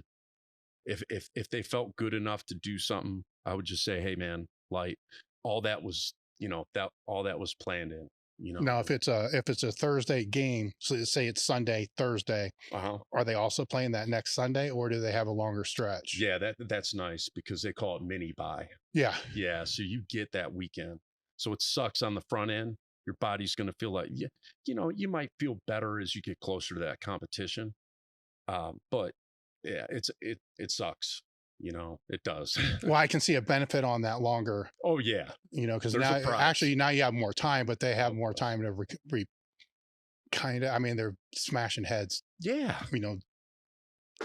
Over a 4-day period twice. Yeah. But then they get 10. Yeah. You get thrown a bone. It's nice. They call it mini bye, and it's time to heal up. And, I encourage guys, hey man, like normally you'll have them come in Friday, they got to check in, but I mean, I'll tell you, it's nice. It's nice for the coaches too. It's just reset, and it's good. All right. So then what's the difference of the mentality with them than the collegiate athlete? Because now they're being paid. Well, I guess collegiate athletes now are getting paid. So I wonder how that's going to kind of play itself out. Oh yeah. But how's that dynamic change things? Well, as far as like, we used to, at the places I'd been, we would have it where they would train 2 days after, and it wouldn't correspond with practice like I did in Atlanta or with an NFL team. But I think I learned that along the way. All the teams I did, you would have a main lift, maybe Tuesday and Thursday, you get 2, and it just varied from place to place. When I got to Atlanta, I really started putting things in terms of like, it's just like training. Football is just like training. It's just a very specific type. And when you look at it, and Dave, I did this tracking with Polar, and I showed, so in off-season program, in OTAs, you have the first 2 weeks are with me. You have 3 weeks where coaches are integrated. And we did something unique there where we did a gradual time allotment to specificity. So they were with me, and then we chunk it with the coaches where they were doing individual drills. And then over that 3-week period, time would decrease with me and it'd go more towards them. Yeah. So it's not an abrupt. Yeah. Okay. Yeah. Right. Yeah. And it kept us healthy, and then you got the 4 weeks. So, what were we getting back? I'm sorry. Well, basically their buy-in is where we're getting to. Yeah. Yeah. They have to have, with the college thing, like I think they're going to trust you more because they don't have as many people out there. It's about educating them. They don't have a choice either. They don't have a choice, right? Yeah. Right. You're not going to go out and spend money on your own guru, So, the buy-in is from educating them and telling them the why, and I think that's important, especially today, even with younger athletes. That's it. Well, there are gurus that they could be working with. Oh yeah. So how do you work that in the NFL? Yeah. Okay. Yeah. So I don't get in the way. And I had a situation before where, it's hard because, it's not hard for me. When they're gone, they're gone. I can't control what they do. Mm-hmm. I can educate them. I can say, hey, when you're with your guy, just try to hit this. This is where you're lagging. This is where we need to improve. So sort of target that. It doesn't bother me because, it's free will. I don't want someone telling me what I should do, so I don't take offense to it at all or anything. I try to communicate with them if they want to. I've had guys reach out to me, but look, some of the guys that they work with, they're tight. And I don't want to get in the way of that relationship. Yeah. It's hard because sometimes they're like family, and I'm not trying to get in that way. When you're here, we're going to do what we have to do. Well, that's the odd part, right? Because it's rare, but it's there. That guy may be the only consistent this person's going to have their entire time in the league, which may span over 3 or 4 teams. Right. Because they never know. Right. So that guy may actually know that person better than what their coach does. It's rare. That's usually not the case. Right. But it could be the case. Yeah. Which would be an asset then. Yeah. Where, the opposite case is the guy's a complete idiot. Right. And that I'll ask you, does that happen more times than not now compared to what it would have been 10 years ago? Because 10 years ago, that was a mess. Yeah. I don't know, Dave. Yeah. I think the guys, again, it's a relationship that, I think every one of these guys has a guy that they bounce stuff off of, or they go for, they might call him a body guy or whatever. It's great, man. Take care of your body. Your body is your business. So I'm not getting in the way of that. Yeah. When it comes to, I had a guy who was getting dry needling 3 times a week. And they were doing the total body each week. And I'm like, dude, dry needling's a silver bullet. It can be really effective, but now it's not going to be as effective when you need it if you're constantly subjecting yourself. I said, hey, I worked with them and I just said, hey, why don't you taper off this a little bit and really focus on this?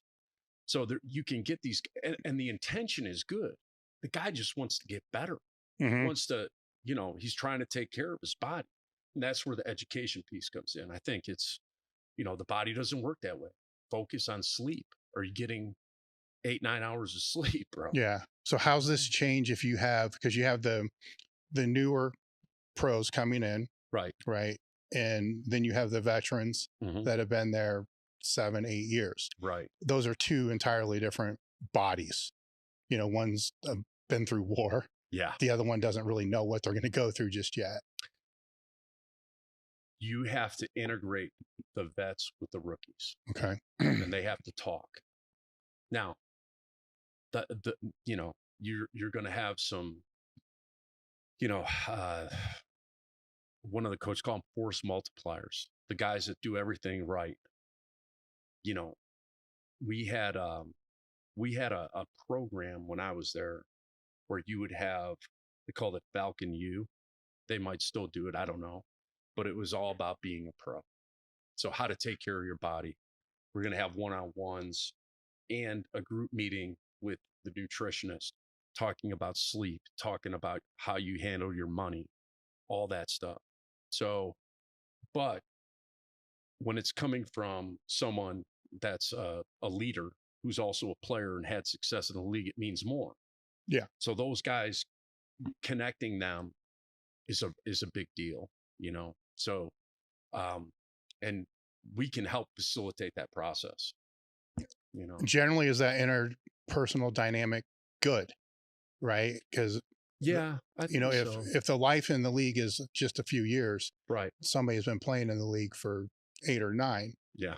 How much investment do they really want to make? Yeah.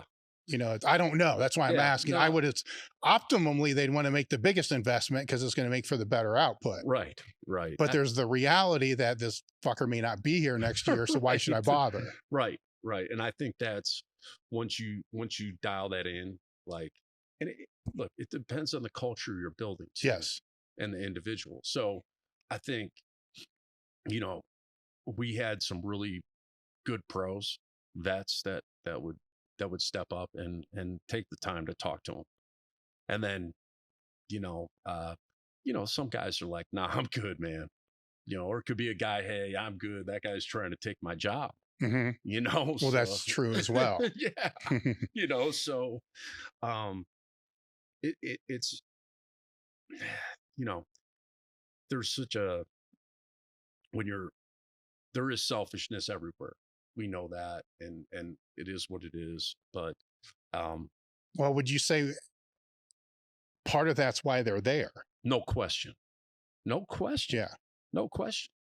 And I you know, and that's, I love that they want. I had a guy, he would ask me every question. Why are we doing this? I love that. Some guys hate it. Mm-hmm. I love it because now we're creating dialogue between us. We're getting to know each other better. If you have an issue, I'm not taking this shit personal. Talk to me about it. You know how many, I don't know how many people really do that. Mm-hmm. I don't know, you know, but people adapt different ways. You know, something might not be working for them.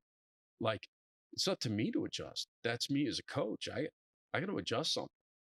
I can set up, you know, I had a guy come up to me, Dave. He said, dude, you're really good at what you do because you reach 80% of the guys, the other 20%, like, but you're reaching people.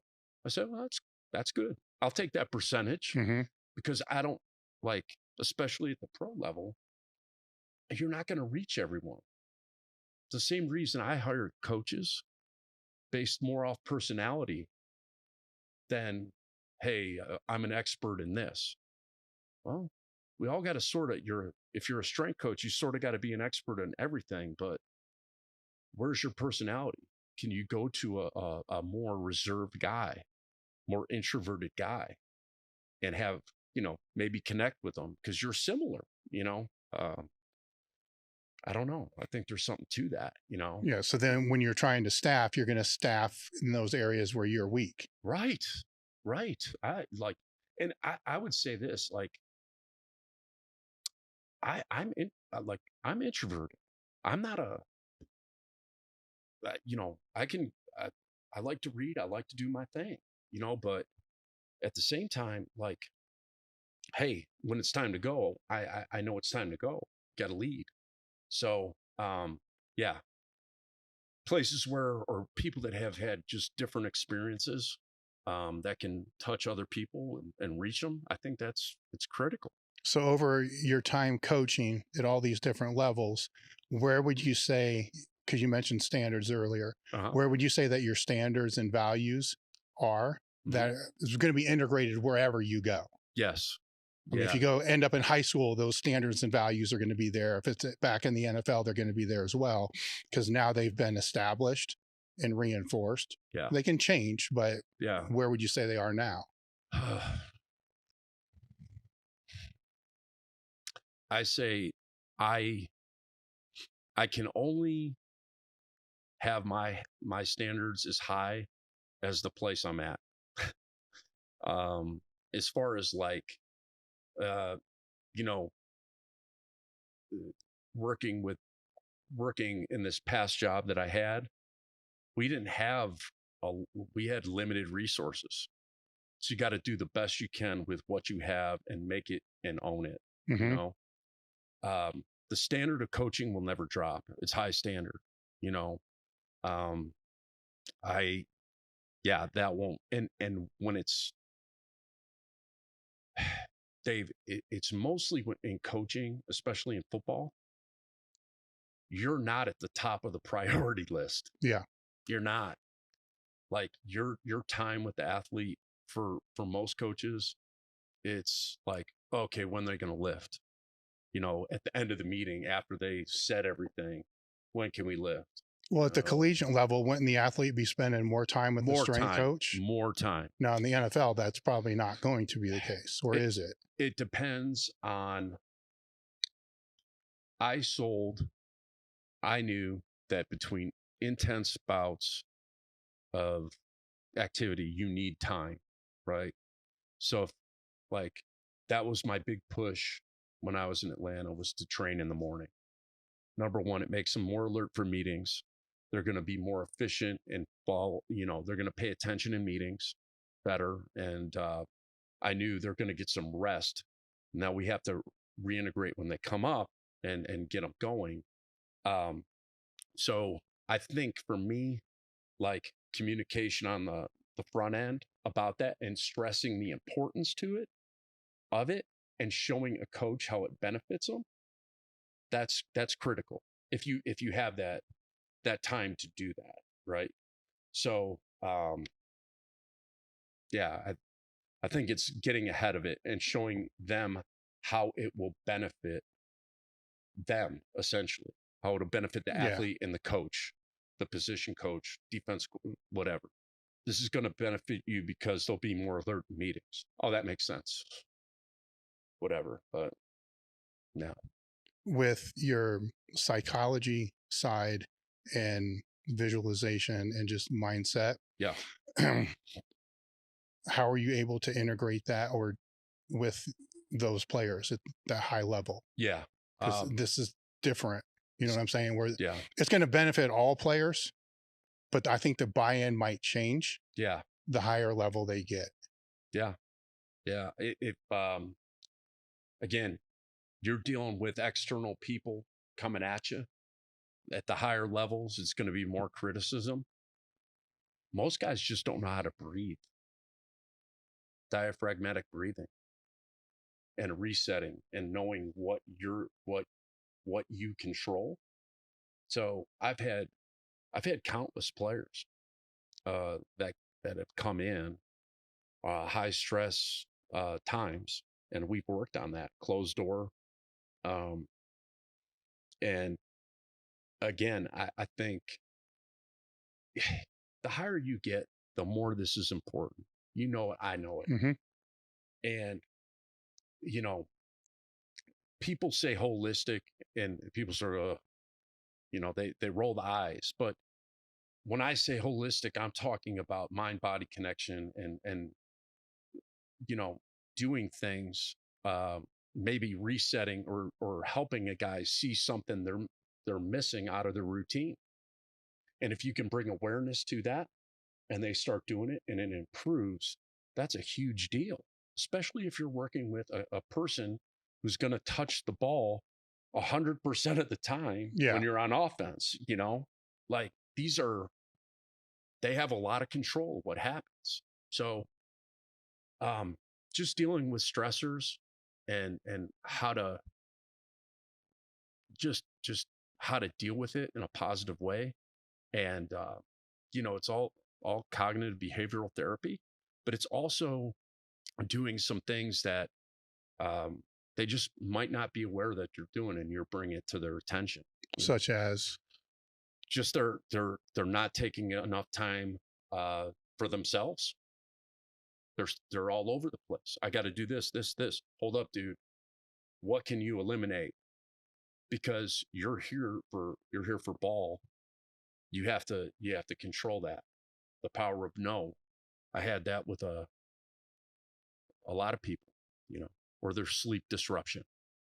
Working on, just I learned in grad school something called tapping. So I'd work on that, and it's coupled with, breathing. What is tapping? So it's just different areas where, it's almost like a distraction, Dave. Progressive muscle relaxation, where you're feeling what tension is, and then you're releasing to signal to your brain, hey, this is tension. I need to, that type of stuff. I took multiple courses in hypnosis, advanced hypnosis, all that. And, people, it's a super focus, and it's a reset for your body and your mind. And, if you can give those tools to these guys to integrate when they're feeling those emotions, it's going to help them perform. So you start with the breathing, because it's I get asked a lot about mindset, and everybody wants visualization, right? So they want to be able to like close their eyes and picture exactly how everything's going to work, and they don't understand that's a process. Where I'll tell people declutter your life first. Right. So you get those controllables out of the way, where breathing is important, right? But that would be one thing that I don't tell them that I probably should, because it would start there, right? With the physical breathing, tapping, and those type of things, because Jan Blakely said on one of the podcasts that when people talk about visualization, a lot of times they don't realize they already do it. It's called daydreaming. Then it's just kind of tapping in, to that same thing.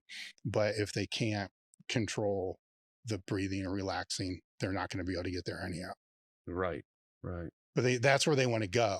Yeah. They want to go to a sleep deprivation tank, lay in the tank and be able to picture the perfect world, and then not realize, I'm stuck in the tank for an hour and I can't get out, and their brain's just going ape shit because they don't know. You see what I'm saying? They don't know where to start. So does that mindset aspect filter out the higher they get? Because it to simplify it all, it's just confidence, right? Right. I mean, if you're to break it all down to the basic variable, it's confidence. And so if they're at that higher level, I am going to assume that their confidence would be higher than a high school player. Right. Right. And it's like, if it bothers them,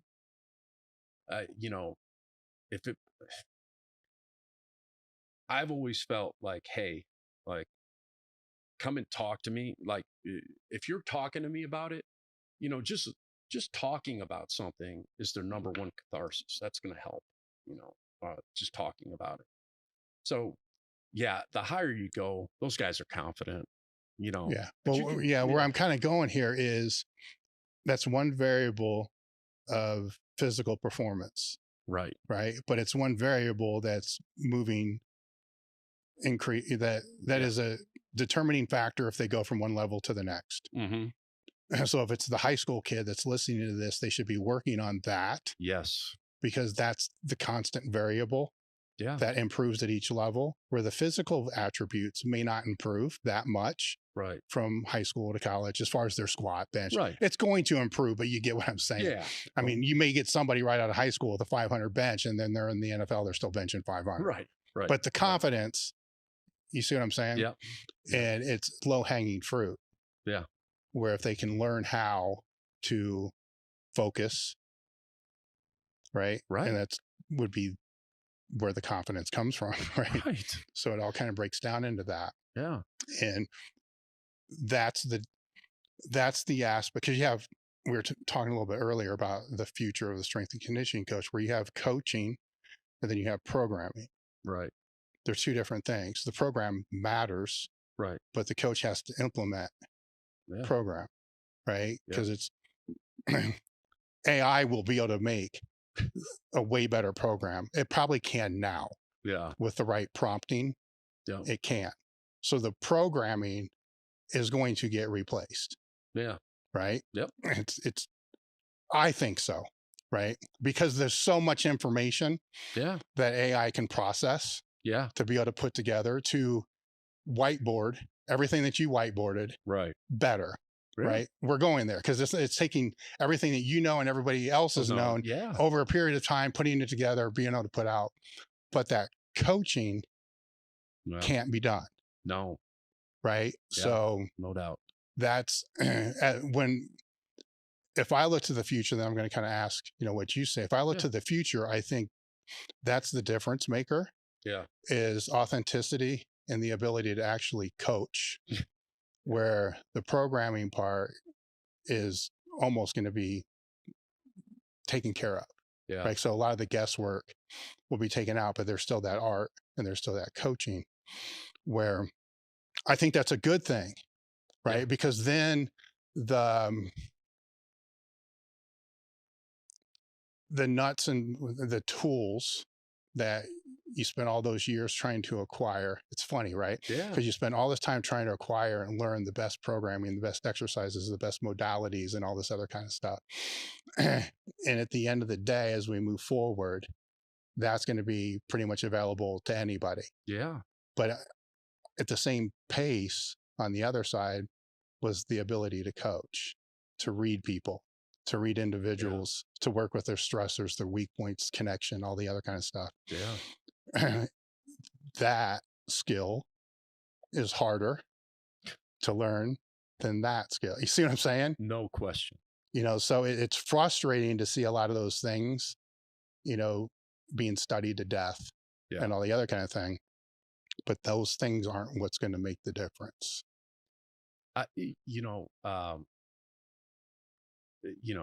Like the technology part is real, and I'm not anti-technology at all. I like looking at stuff. Again, I want something that's going to give me something to help these guys perform. Yeah. If you don't have an intervention lined up or something to help them, from that data, what are you doing? I'll tell you this. So you go into a building, coaching building, whatever. If it doesn't matter where it's at, when you see a player, phone, iPad, they watch film on iPads, right? TV, film, they're always connected to a screen. I took a TV out when I was in Atlanta. Mm-hmm. We had 2 TVs. There were 2 by the limited cardio pieces we had. And I took it out because we weren't using it. Well, don't you want to show videos? No. I want them focused. It's kinesthetic awareness. It's about connection with people. For the 45 minutes they're in here, I need them all about getting their body better. That's where the focus needs to be. They're getting all that screen time in the locker room, in the meeting room, watching film. They don't need it in here. They don't. Let's work on something we need to get better at. You have to communicate on the field. There's no screen there when you're doing that. Yeah.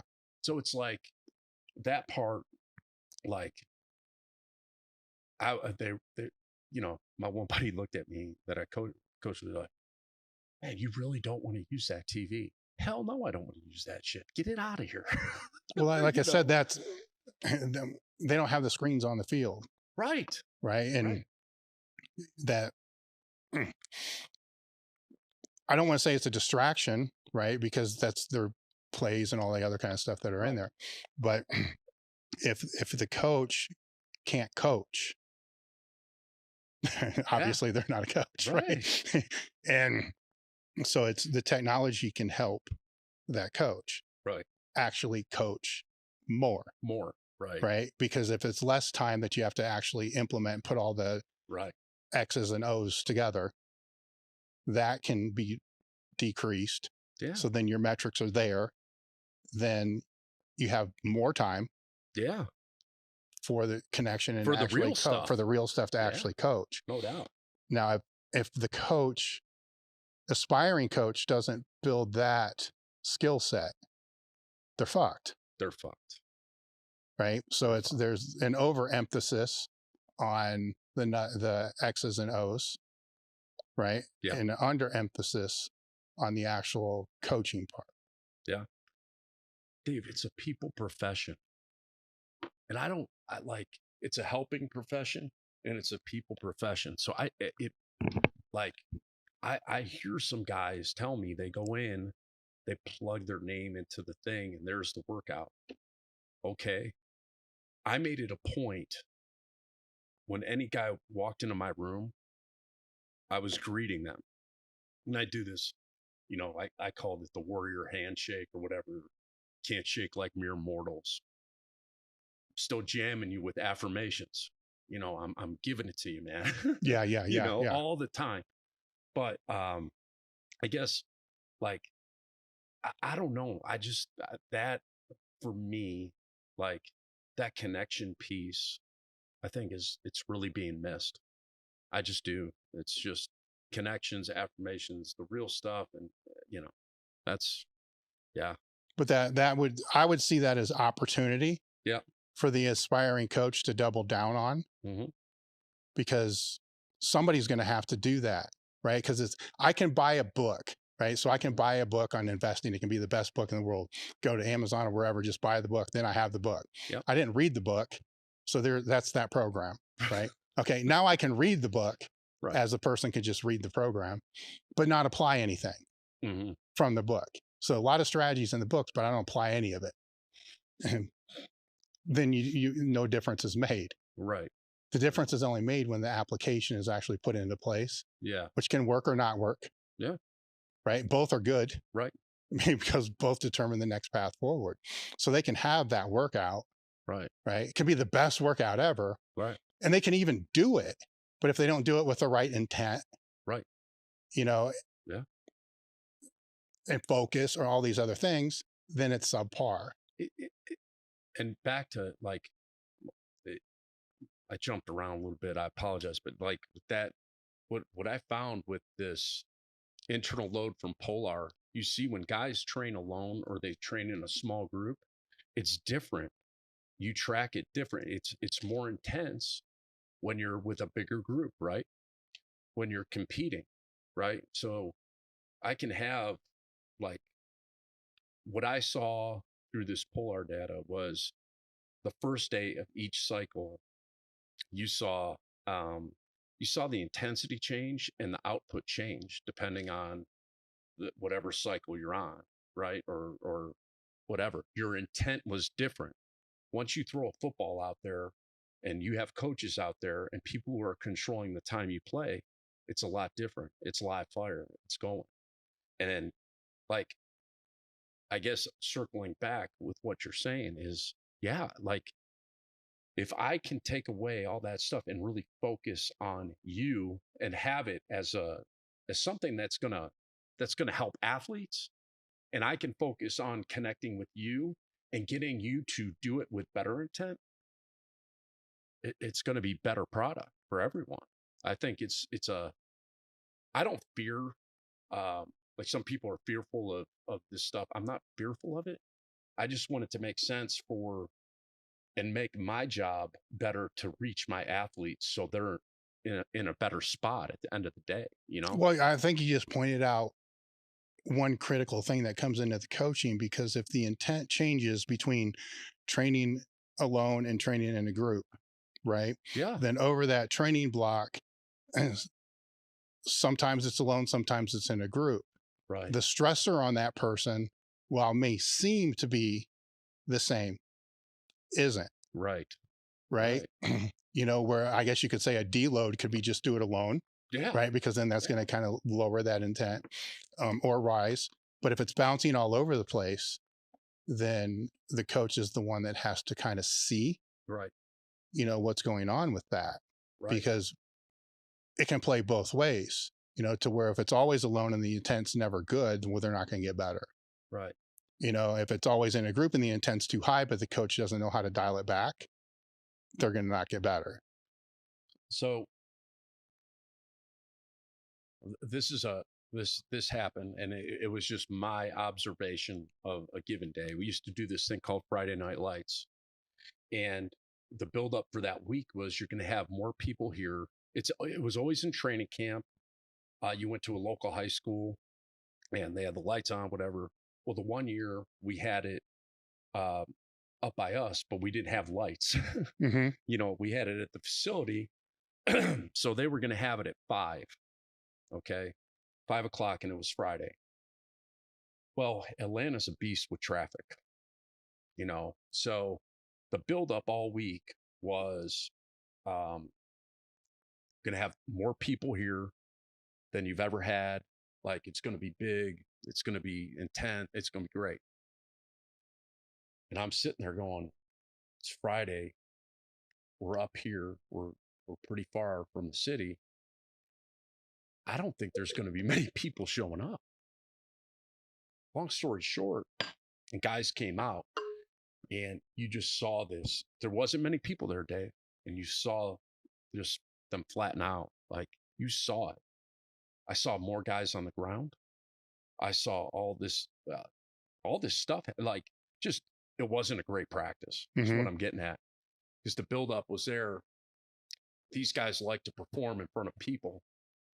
And when that's, again, when that's taken away, you know, it's like, or the buildup's there and then it's taken away even before you get out there. It's like, man, I saw a direct effect of that. Yeah. It was crazy. It was crazy.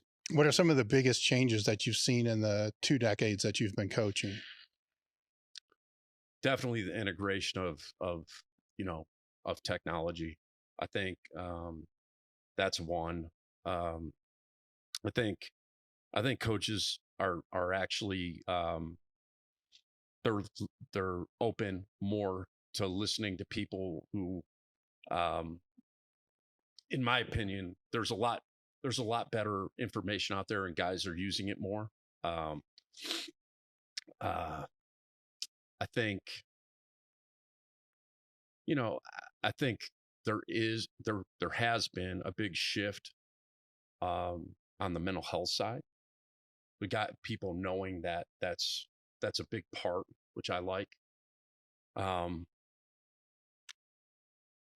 think sometimes there's been a regression in as far as like intensity with things, where everyone's trying to, they overthink things. And, you know, sometimes, you know, in the sport of football, it's a reactive sport. So sometimes I think that's not a great thing. But I think for the most part, it's been good progression. People are doing better things. You know, they're doing more, you know, for the people, for the guys they're working with. They have more access to information, and things are improving that way. But that's just my take. I think it is improving, but there's some things that are on the back burner where, you know, I don't think everyone's being as, say this, the part of being physical culture, tough, is not as prevalent as it once was. You know, is it with the players on the field at the top end? I think that, but I think there's a growing concern, you know, about some of the stuff with the brain, CTE, things like that. So, and I'm not saying that. Look, there's a lot of tough guys in the NFL. I'm not saying that at all. But I think there's more of a hesitation because of that, you know, because of the long-term effects, you know. But again, when you sign up for that, that's why you make a lot of money, too. Well, what I'm wondering is, are the players at the highest level better today than they were 20 years ago? I don't know about that. I don't know. They might be. I think that's hard to say, because I think as you evolve, in general, players are going to be bigger, faster, and stronger. Yeah. Than they were, 20 years ago. They take information they've learned from it, and they assimilate, and they do well. But I think some of the things that are being missed out of that might be some of the, grit, like, because it's happening in high school where people, they're not pushing through and doing maybe some stuff that they don't think makes sense, like straining their ass off on a squat. Well, what I'm wondering is, will those in high school, the kids that aren't doing that, are they going to make it to the next level? If they're not doing it, they're not going to make it. They're not going to make it. Yeah. And that's why I asked, at that highest level, where's that? Right. Because speed, strength, I don't know about injury rates, compared to 20 years ago. Right. Maybe lower. I don't know. Different, probably different injuries than they were 20 years ago. Right.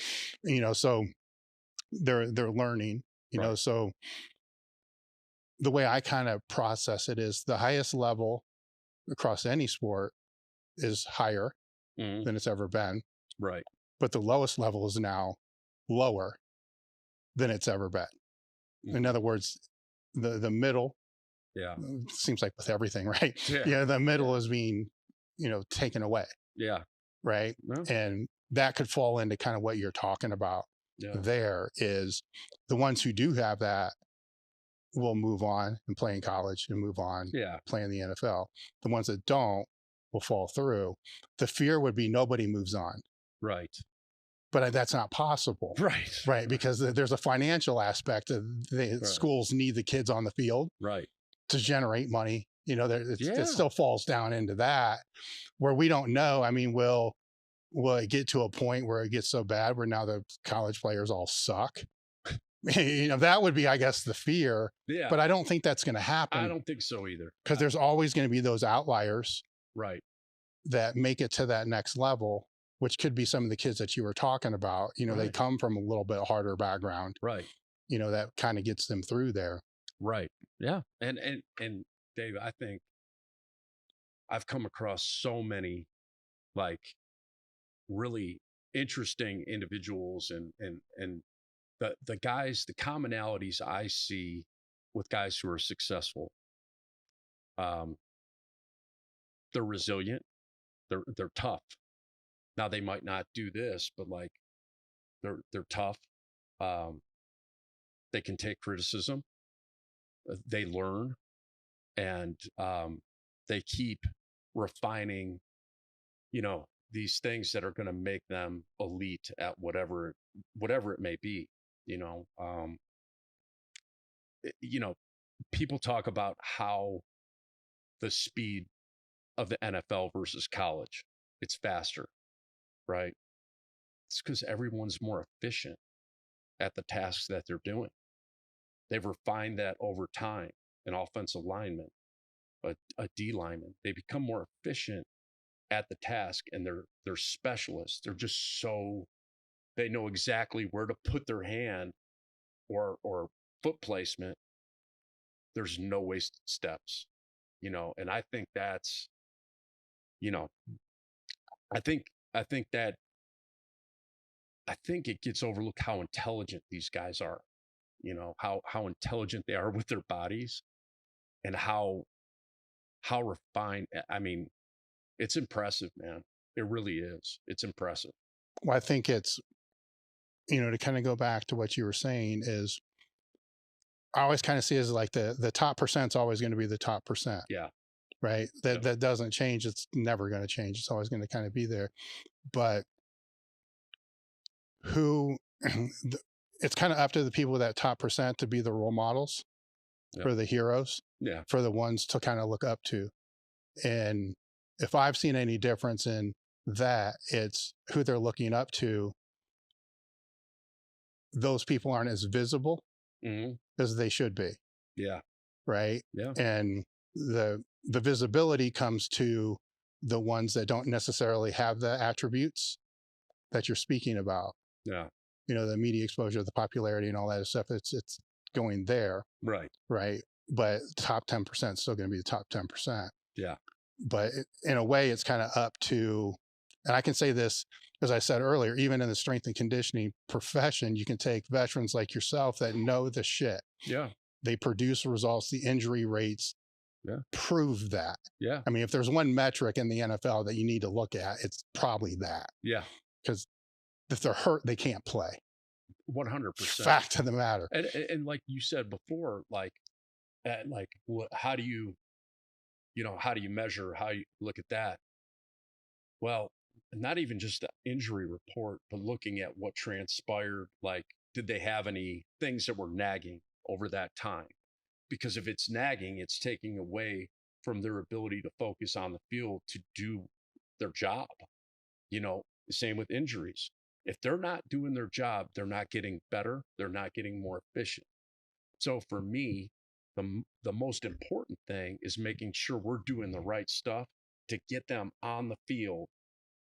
And if the likelihood of them improving as a player is if they're practicing, it's not working with me. It's what they're practicing on the field. That's really what's going to help them become elite, you know? So, yes. So see, in a way, some things haven't, the more they change, the more they stay the same. Yeah. Right. Yeah. Because as you were coming up, you're digging for all the best information. You're trying to filter through all this stuff, and it wasn't easy to figure it out. No question. Because all the stuff that was front and center, Muscle and Fitness, Flex Magazine, you know what I'm saying? All that is the glitzy glamour shit that's pulling everybody to that. But then over a period of time, you realize that's not real. Right. You know, the real is hard to find. Right. Where with the coaching profession, training profession, and all the other professions, the fake is easy to see. It's over amplified. Right. Because you see it everywhere. But the real, you have to dig deep to be able to find, and it's going to be harder to find. Yeah. You know, so the best coaches, as I said earlier, are the ones that are in the gym, on the track, on the field. You know, they're not online posting all kinds of shit because they don't have the time, because they're actually doing the work. Right. Right. So the aspiring coach, instead of digging through all the materials, you know, that you had to do, have to seek out who's really doing the work and getting the results. Right. Because they're not going to have 8 million followers. Amen. You see what I'm saying? So that's where it stayed, you know, it's still hard to find the information that's going to make you exceed. Right. Same way it was before. It's just now different because of the over amplification. Instead of Flex Magazine and all those other things, right? It's social media, or the media portraying certain strength coaches because of their physical characteristics, or how well they can yell at somebody, or some shit like that. Yeah. You know, that's what draws it in. And then, but that's not real. It's not real. Right. So you see what I'm saying? It's not that much different. It's just a different way of vetting. Yeah. Yeah. I think I've always tried to find the guy who gets, you know, great results. And that's not easy, though. It's not. It never was. It never was. It's supposed to be that way. And I'm with, like, and look, I don't want to go on a rant, but I see some of this shit out there. I saw a guy, elite football player. They had average bands hooked up to a bar with kettlebells, like at 36 kilos, something like that. And he looked like he was doing a fucking polka dance, going back and forth. And I'm watching this kettlebell almost hit him. Someone sent it to me, and I'm like, what the fuck is this? Like, what are you trying to do? Like, have you ever talked to the person who did that first and the intention of why they did it? What are they trying to get? What are you trying to accomplish by doing this? And this guy, you're putting this guy at risk, even if it's a bruise. Mm-hmm. This guy's worth millions. What the fuck is he doing that for? You know, it's getting harder because there's more shit out there, you know, and yeah, I you know, yeah. So what advice would you have for aspiring coaches to filter through the bullshit? Look at the people. I would say look at the people who've had success in given sport and look who they're working with. You know, a great friend of mine, his name's Matt Delancey. He was a strongman competitor. This guy, he's been a part of so many national championships at the University of Florida, track and field, swimming. Ryan Lochte gave this guy a gold medal. A gold medal. Hey, here, man. Because he knew. Like, that's a guy, when I worked at Florida, I would talk to all the time. Because that's a resource. Mm-hmm. Look at the people that are having success and doing it, you know, doing it humbly. You know, I know Matt has Instagram. I think he has Twitter and stuff, but like a guy like that, like he's a wealth of knowledge. And not only a wealth of knowledge, like, not even talking about training, but how to interact with a coach and how to get a guy to perform at his best when his best is required. And talking, I mean, that to me is like his secret sauce, really. I mean, he does great training day. He's really good on the floor, but just like, even just in his communication with his coaches and being on the same page. Because at the end of the day, that's what this shit comes down to, you know, like that. But yeah, like guys like that, that's what I would look for, you know, like even before, like I see people doing band distraction, all this stuff, you know, Dick Hartzell, you know, he was the guy that started all that. Mm-hmm. Like finding guys, it's getting harder and harder to find.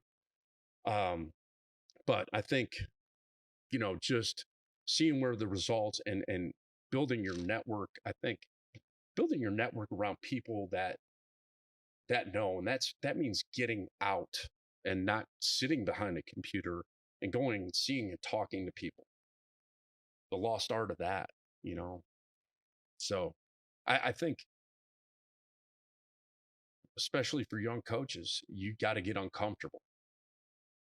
Be uncomfortable. Mm-hmm. Get uncomfortable. You're going to get your ass kicked once in a while. Not literally, but that's what it's about. And then coming back and seeing what you learn from that. So where does the children's book play into all this? Yes. So I think I was telling Matt before, you know, so when I was working with the military, there was a pond right across from our house in it was Pooler, Georgia. So right outside of Savannah. And there were 2 ducks, and those ducks were you know, they were best of friends hanging out, right? And so we were in Hilton Head, my wife and I, my future wife. We weren't married at the time, but I'm coming back. I had a couple pops in me, and I go, "Hey, babe, I'm gonna write a children's book about those ducks, right?" And she's like, "Okay, babe, whatever you say." So I always had this. I had in my office the board of knowledge. Just throw stuff up there. So this concept was up. The significance, Dave, is one duck was black, the other was white. My wife happens to be African American. So this concept down the road, I named the one duck after my dad, and the other Curtis Jones Jr. who passed away, and they both passed away in the same year. My dad and Curtis. So the typical strength coach type stuff. When you're going in and you're looking at it, usually when you're looking at movement, you're looking from the bottom up, you know. So it goes through and it talks about the differences of the ducks, and but how we're similar. So the book's about, you know, not judging people by the color of their eyes or the color of their skin, you know, and or the color of their feathers in this case. But yeah, that's what it's about. And I did all the drawings. So I did all the illustrations. You know, I was a little frustrated in this last job with some of the stuff because we were talking about standards before. And I felt like my standard was being affected by some of the others that don't take it as serious. So I made it positive. So I taught myself how to use pastels and charcoal. And I did that in about a 3 or 4 month period. I sent it off to a publisher and they accepted all my drawings the first time around. It's I'm pretty proud of it. Yeah. And when's this going to come out? January, February. It's in print right now. So it's a pain in the ass. It's a pain in the ass, but you know what? Yeah, it's cool. Like I'm thankful that I've had some time, because I don't know if I'd ever finish this project if I was coaching in some of the areas that some of the missed opportunities, we would say. But doing this book has really helped me. You know, and it's going to be something cool for my son and my family, you know, but the message is good. It's a good message. So, yeah. And, you know, I do some dry erase art. I did this in coaching. We'd have a Friday workout, gun show, you know, guys love it. They want to do it. So I embraced it. Dave, I had a huge whiteboard in the gym, and I did Thor, Predator, like, I'll share it with you, but every Monday I would erase it. I take a picture of it, I erase it. And it's all subliminal messaging. Your best is required every week. And it doesn't matter what it was, now it's gone. You know? So I would, at the end of the year, the guys who were consistent and did it, I'd give them a poster. And that's the one thing about these guys, like the NFL guys. They're big kids, man. They're still competing. And you got to keep it light. You know, it can't be all, it's got to be light. They got to, you know, again, I take training very serious. I don't take myself that serious, you know, so we could chop it up. When it's time to work, it's time to work, you know, and I'm gonna coach shit out of you, but at the same time, I want it to be inviting. Yeah. Well, that's where you get the connection though. That's it. And I'll be honest, like this last gig I had, it was cool, but it wasn't the same.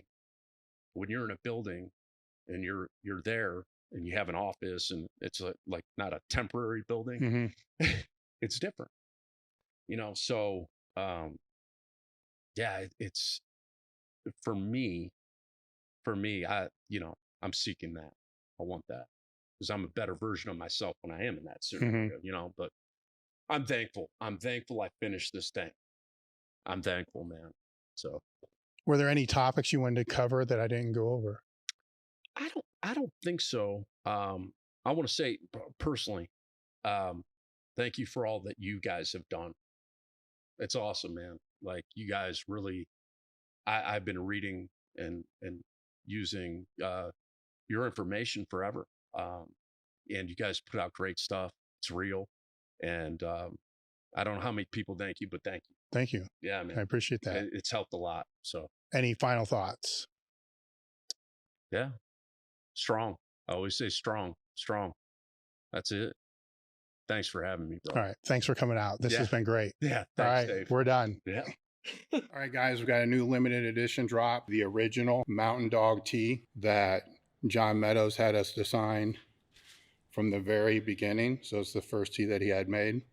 Once again, this is a limited edition item, so when they're gone, they're gone. While I have your attention, you've seen me wear this one in a few podcasts to date. We've been holding back on it. This here, the 4-star tee, I think that's what we call it. It's on the website. New items, also under limited edition.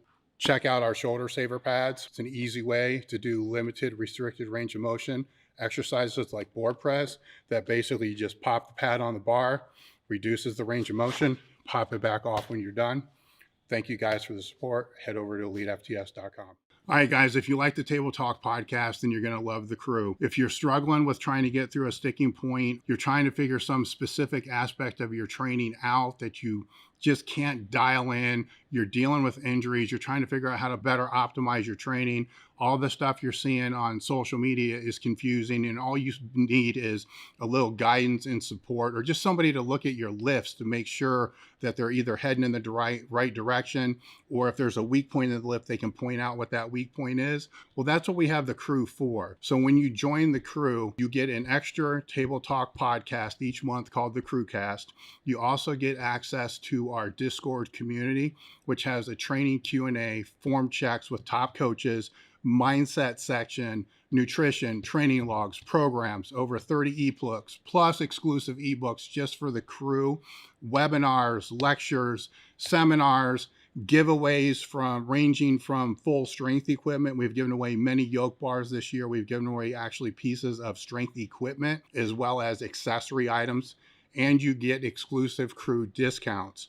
So go to the link in the description that says join the crew, click it, join now, and start getting stronger today. EliteFTS was founded in 1998 with the aim to live, learn, and pass on. We've done this through training-related content that allows you to become the strongest athlete and coach that you can. Over the past 2 decades, actually 2.5 decades, we've published more complementary training media than anybody else in the industry. When you look at the number of articles, the Q&As, the blogs, the videos, the podcasts, there's over 1 million pages of content that we've put out there. We've been able to do this through your support of EliteFTS. So when you purchased EliteFTS strength equipment, bands, accessories, gear, apparel, or anything through the site, you directly help support the content that we put out, which in turn helps support other people on their journey of becoming stronger and better coaches. So stronger athletes and better coaches, which encompasses the aim and the vision to live, learn, and pass on. So I thank you for the support that you've been giving for the past 25 years and encourage you to keep supporting EliteFTS into the future so we can all help more people become better and stronger. Discount code Table Talk for 10% off your first order. Today's episode is brought to you by Element, a tasty electrolyte drink mix with everything that you need and nothing that you don't. In other words, no sugar, no artificial coloring, no artificial ingredients, no gluten, no fillers, and no BS. With the Element, I love the watermelon. The watermelon tastes freaking awesome. I drank 1 pack every day, no matter what. People that train out here, it's sitting out here for them all the time. The boxes don't last very long. Right now, Element is offering Table Talk listeners a free sample pack with any purchase. That's 8 single-serving packages free with any Element order. Get yours at drinkelement.com/tabletalk. The deal is only available through the link in the description. The other thing is if you don't like it, you can just give it away to a salty friend and Element will give you a 100% refund. No risk, money back guarantee. Head over to drinkelement.com/tabletalk.